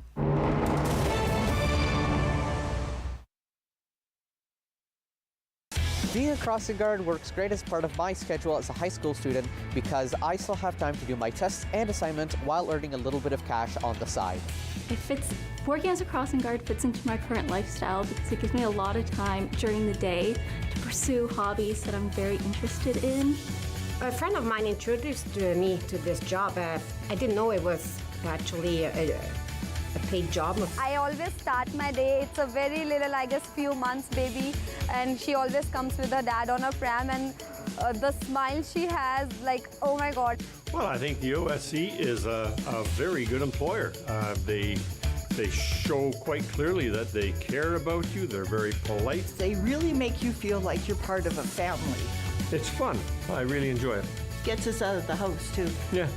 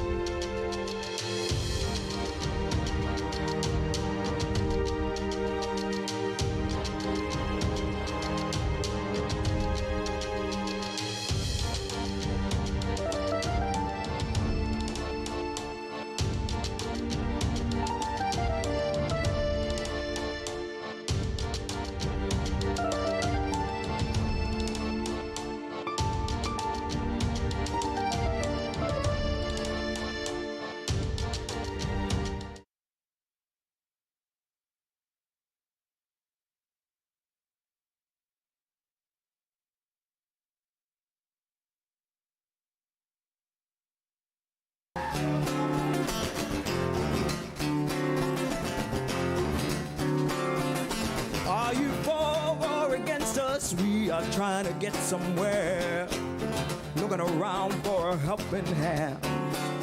We're doing our best to keep it steady, stop it falling down around us. Armed around each other's shoulders, we go everywhere. Are you in? Are you out? Are you in? Are you out? Are you in? Are you out? Do you care to dance about and shout? John Jack and the boys being a band on a one-night stand. We'll be dancing in the floodlight. Second to none, not even on a bad night. Snow Show returns on Rogers TV and City News 101.1 FM and 1310 AM. 3 MPPs on the line. Donna Skelly, Progressive Conservative, Joel Harden, New Democrat, and Steve Blais, Liberal. Donna, what is the government doing to ease pressure in Ontario's hospitals? ER wait times are at a record. There's a backlog of 1 million surgeries and 2.5 million procedures. What is your government going to do about that? Well, we are investing more in healthcare than any other government in Ontario's history, but we know we inherited a broken system, and then the pandemic hit us. So we are investing in building more hospitals, creating more beds, and also investing in staffing. Our nurses have been under extreme pressure, our physicians under extreme pressure over the past 2-3 years because of the pandemic. So we have opened up more spaces at our universities to train more doctors. We're training more nurses. We're providing funding in terms of tuition and books for people who are interested in getting into the nursing profession. If they're interested in working in a remote area for a couple of years, we're hiring more PSWs. We've increased their wages. It's going to take a huge effort and a long time before we can address it, but we are doing everything we possibly can because we know it is a system that is broken, and we will do what we can to address it. ER wait times at a record, 1 million surgery backlog, 2.5 million procedures. What should the government be doing about it, Joel Harden, that it's not doing already? Well, one thing Donna's government could do right away, Rob, is repeal Bill 124. The people who are going to get us through that backlog are the staff in the system. And I know very much from talking to so many people, including nurses and other healthcare professionals, it's demoralizing to have your wages frozen in a context where deputy ministers, cabinet ministers have seen their pay go up. We need to take away Bill 124, and I'm prepared for that to be the first order of business when we get to Toronto. If Donna wants to work with me and we can work across caucuses with Steve and others, it's not right. It's not fair. We're going to be relying on that staff to go through that backlog, and for them to have their pay frozen, we should relieve that right away. We should also be asking wealthy people in this province, Rob. 59 billionaires in Canada saw their wealth double in the pandemic. The Premier should be going to them. I'm sure he has a lot of their phone numbers and saying, hey, time for you to pay a fair share of tax so we can put money into our system, fund the staff, reduce the backlog. All right. Steve Blais, what more can the government do to ease the pressure in Ontario's hospitals? Steve, what more can the government do? Stuff that it's not doing already. Well, certainly they need to repeal Bill 124 and negotiate fairly with all of our public sector workers, but especially with doctors and nurses and PSWs, et cetera. One of the challenges that's created in the emergency room, as you quite rightly pointed out, is the delays in emergency access. You have backlog of surgical delays. That also filters into ambulances. We've seen in Ottawa some 300 or 400 level 0 events so far this year where ambulances aren't available. It's not because there aren't enough paramedics and enough ambulances in Ottawa, Rob. It's because they're stuck at the emergency room with patients in their vehicles trying to offload them, and they can't because the backlog is so enormous. Donna says they inherited a broken system. That may or may not be true, but that was 4 years ago. They sat on their hands for 3 years, waging war against public services, waging war against nurses and doctors, and they've only come to the light this last 8 to 12 months, understanding that they have to invest in the entire stream.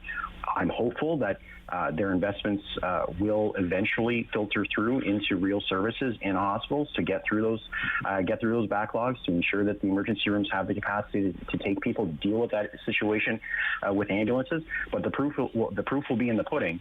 And so far, the pudding's stuck in the fridge. Okay. One more thing just before we leave. Brief answers.